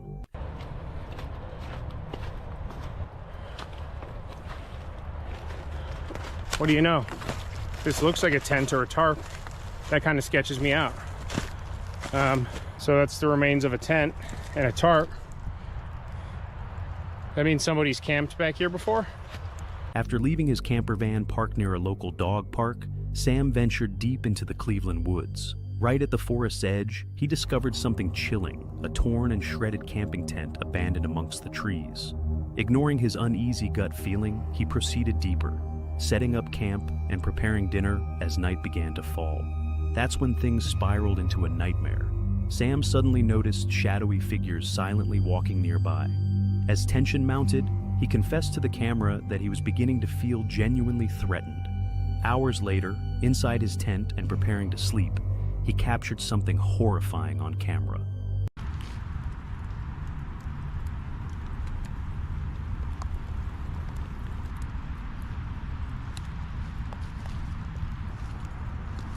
Super nice and cozy. It's hard to tell because I can't get all the way in here. My boots are soaking wet and a little muddier than I would like, and I don't want to get everything all wet in here, but nice and dry, very low profile, nice and comfortable. I don't know what it is here, but I keep feeling like somebody's watching me, and it's like very, very strong feeling, like hair on the back of my neck standing up. Footsteps circled Sam's tent repeatedly, each step louder and more deliberate than the last. Panic overtook Sam as he called out desperately into the darkness. Yet at first, there was only silence. Then, every camper's worst fear became real when the unseen intruders started touching his tent, taunting him from the darkness. I'm leaning right up against the light, but somebody's walking around out there very close to the tent. Somebody's out there. I don't know if they're coming this way or just walking around out there. I can't tell. Somebody's definitely walking around out there, though. Hang on. I don't want to leave the light on in case they can see in here. They're getting closer. Hang on. Hang on. I want you to be able to see as much as possible, but I'm not going to turn on the lantern again. I have my headlamp in my pocket, too. Hello? Hello? Hello? Hello? Alright, I don't like this. Hello? Hello? They're touching my tent. I don't know what the this is, but we're getting out of here. Hang on. Hello? Okay, they're walking away now. What do you want? I have a knife. Where's my knife? They're f***ing with me. They're with me here.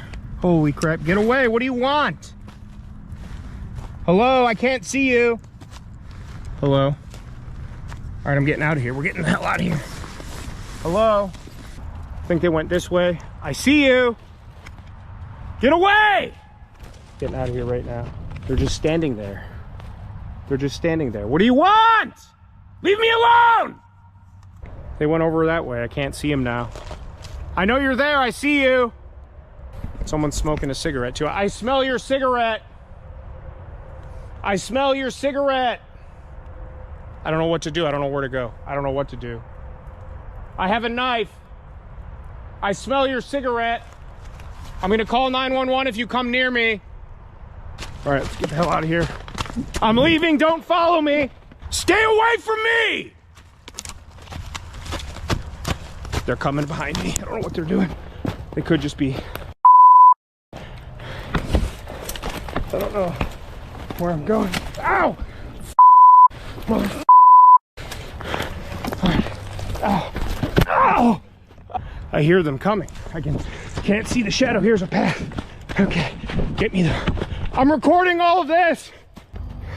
This unsettling video raised intense debate online. Many viewers questioned the authenticity, skeptical about someone recording calmly in such a horrifying scenario. Yet Sam's panicked breathing, trembling voice, and visible terror tell a different story. Experienced campers agree, ignoring your instincts in a dangerous situation rarely ends well. Moreover, why would these strangers harass Sam without clearly taking anything valuable? Though commenters have debated whether it was a cruel prank, the authentic panic in Sam's voice and the genuine terror captured suggest something far darker. Could it have been a random act of intimidation by dangerous locals? Or perhaps Sam had unknowingly intruded on someone's territory? When Sam finally returned the following morning, his belongings were untouched, ruling out robbery as the attacker's motive. So, what exactly did they want with him that night? Even more chilling, what might have happened if Sam hadn't fled when he did? And if you think this encounter was disturbing, wait until you see what happened to another camper who wasn't quite so lucky. What the f*** is that? In the isolated depths of the English countryside, a YouTuber known as Grizzly Gas ventured out alone to uncover the truth behind the haunting legend of Lady Sybil, the infamous witch of Bairnshaw Tower. Long forgotten ruins shrouded in mist and steeped in centuries-old curses awaited him. Territory said to be eternally bound to the spirit of a woman who had allegedly traded her soul to dark forces.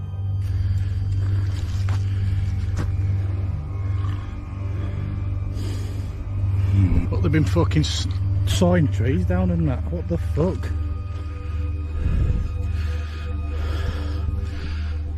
Fucking toilet roll everywhere and that. From the moment he arrived, Gas felt a suffocating tension. Every shadow seemed alive, and the air itself held a sinister silence broken only by howling winds and twisted branches clawing desperately at the night sky. Gas quickly set up his campsite, accompanied by his loyal dog, Fendi, whose anxious eyes continuously scanned the darkness. As night descended, thick fog enveloped the campsite, blurring everything beyond just a few feet. Shapes shifted within the tree line, and Gas couldn't shake the creeping sensation that he was being watched. Determined to distract himself, Gas recounted the eerie tale of Lady Sybil, how, according to legend, she'd once transformed into a white deer, only to be hunted and captured by Lord William. As he narrated this unsettling story, an abrupt, unmistakable noise shattered the stillness of the night.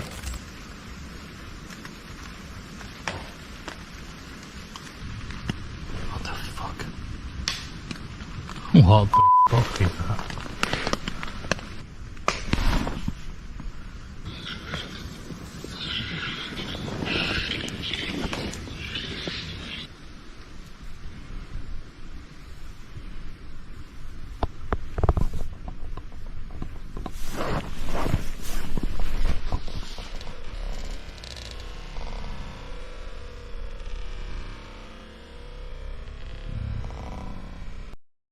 Panic surged through Gas as he scrambled to gather his belongings. The haunting silence between the gunshots only heightened the terror. His dog, Fendi, remained alert, eyes locked ahead, sensing a threat lurking just beyond sight. What made these gunshots so alarming was the lack of any prior indication that hunters were active nearby. Gas had encountered local hunters before, but there was always some warning, some sign of human presence. This felt different, almost targeted. The legend of Lady Sybil spoke of her spirit, forever bound to the land and capable of changing forms.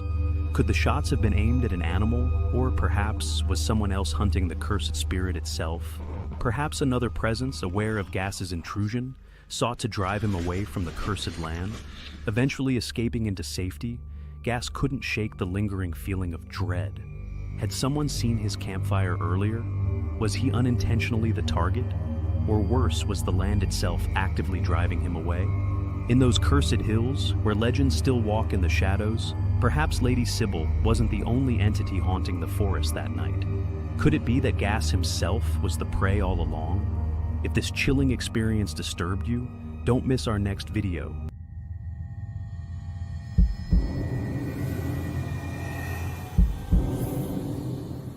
Which story stuck with you? And have you ever experienced something strange while camping? Drop your story in the comments. We'd love to hear it. If this story creeped you out, you need to watch this one next. It's even more disturbing.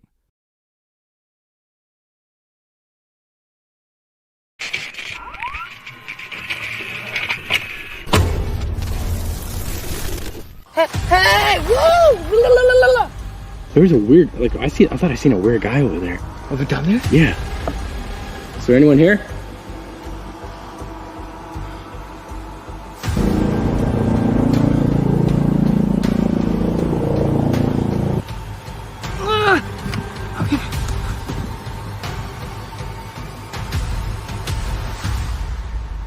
Tonight, we look at 6 disturbing camping encounters caught on camera. Real moments, real danger. Don't forget to subscribe for more terrifying footage like this. Let's begin. In this first segment, a solo hiker embarks on a daring nighttime trek deep into the Appalachian Mountains. His goal, to stealth camp inside an old abandoned fire lookout tower, one that hasn't been used since the 1970s. In today's exploration, we will be venturing on a journey never before taken, both for myself and on this channel, hiking hours into the unknown darkness of the Appalachian Mountains to stealth camp atop a long-abandoned fire tower, last used in the 1970s. Traveling at night will allow us to be greeted with a beautiful panoramic view of the valley created thousands of years ago, as we watch the sun's light illuminate the darkness in real time. This decaying tower sways and creaks with every gust of wind. And in today's journey, we will test our bravery and survival, as I use this experience to feel more connected to the earth and myself. Choosing to travel through the darkness, the hiker hopes to reach the summit in time to witness the sunrise unveil a breathtaking view of the ancient valley below. The trail ahead is long, overgrown, and filled with unknowns. As night falls, the hiker reflects on his personal struggles and frames the experience as a kind of therapy, a way to reconnect with both nature and himself. The terrain becomes increasingly challenging, and strange sounds echo from the forest around him. This is the first time in my life I've ever been so in the woods by myself, so I'm using this as therapy, kind of like a reset. Sometimes when you're feeling down, you have to remind yourself that you're capable of doing a lot more than you think, and just doing a little bit more than expected that you think of yourself could actually get you out of a rut quicker than you think. So that's what my goal is here today. And I'm gonna talk about some things that have been going on in my life to cause such stress once we get higher up. But man, this mountain is kicking my ass right now. I'm trying to get up as much as I can before the daylight completely goes down behind me. I'm gonna need the light soon though. You can see the sun setting. That's all we got. We're still going up. After hours of climbing, he finally spots a modern cell phone tower, a replacement for the original fire tower, before continuing along a rugged trail toward the true destination.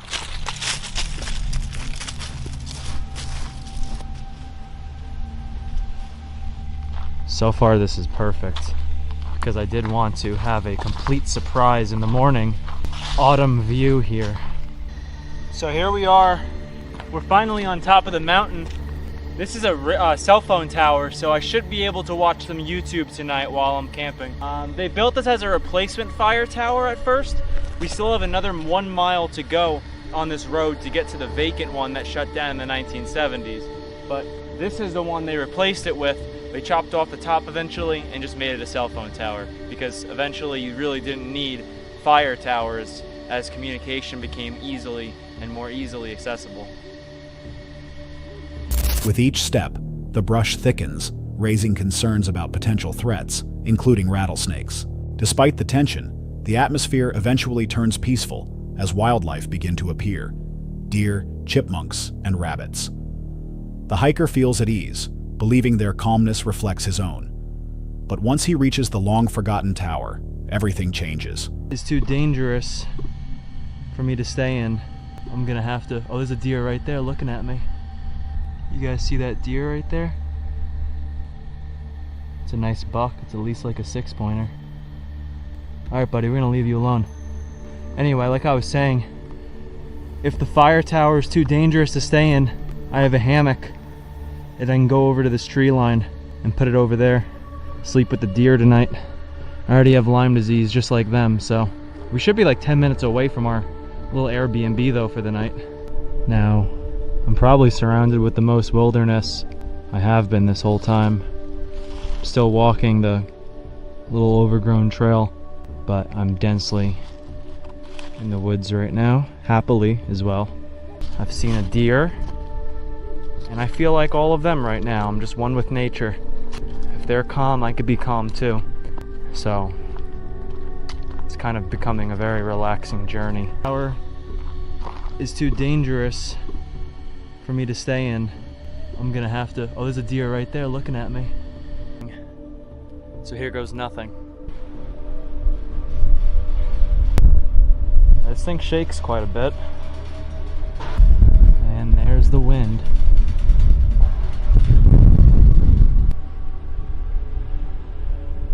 Oh, that wind is crazy right now. Holy. We're almost at the top. It's so windy up here, it's crazy. Here we are. Hello?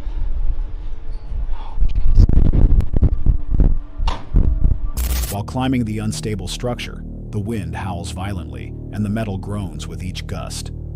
As he nears the top, he begins to hear loud, unexplained noises above him. The interior of the cabin at the summit is empty, eerily so. Still, he decides to spend the night there.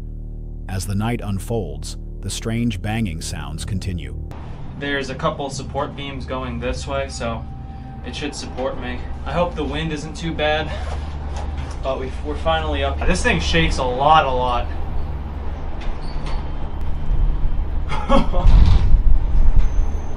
Wow. That's pretty crazy. This is gonna be quite the night. The man assumes it's just the wind working against the aged metal beams and attempts to rest. Despite the unsettling environment, the rest of the night passes without further incident. While it's likely that the noises were simply caused by structural strain and high-altitude wind, the timing and volume of the sounds, especially before he reached the top, raise questions. Could someone or something have been nearby before leaving the area unnoticed? Or did the tower's architecture amplify natural forces into something far more ominous? Would you have spent the night in that swaying tower after hearing those sounds? Or turned back the moment the wind started shaking the beams? Let us know what you would have done. And stay tuned for more unsettling wilderness encounters. Hold on a sec. If you're enjoying this so far, make sure to hit that subscribe button. Let's continue.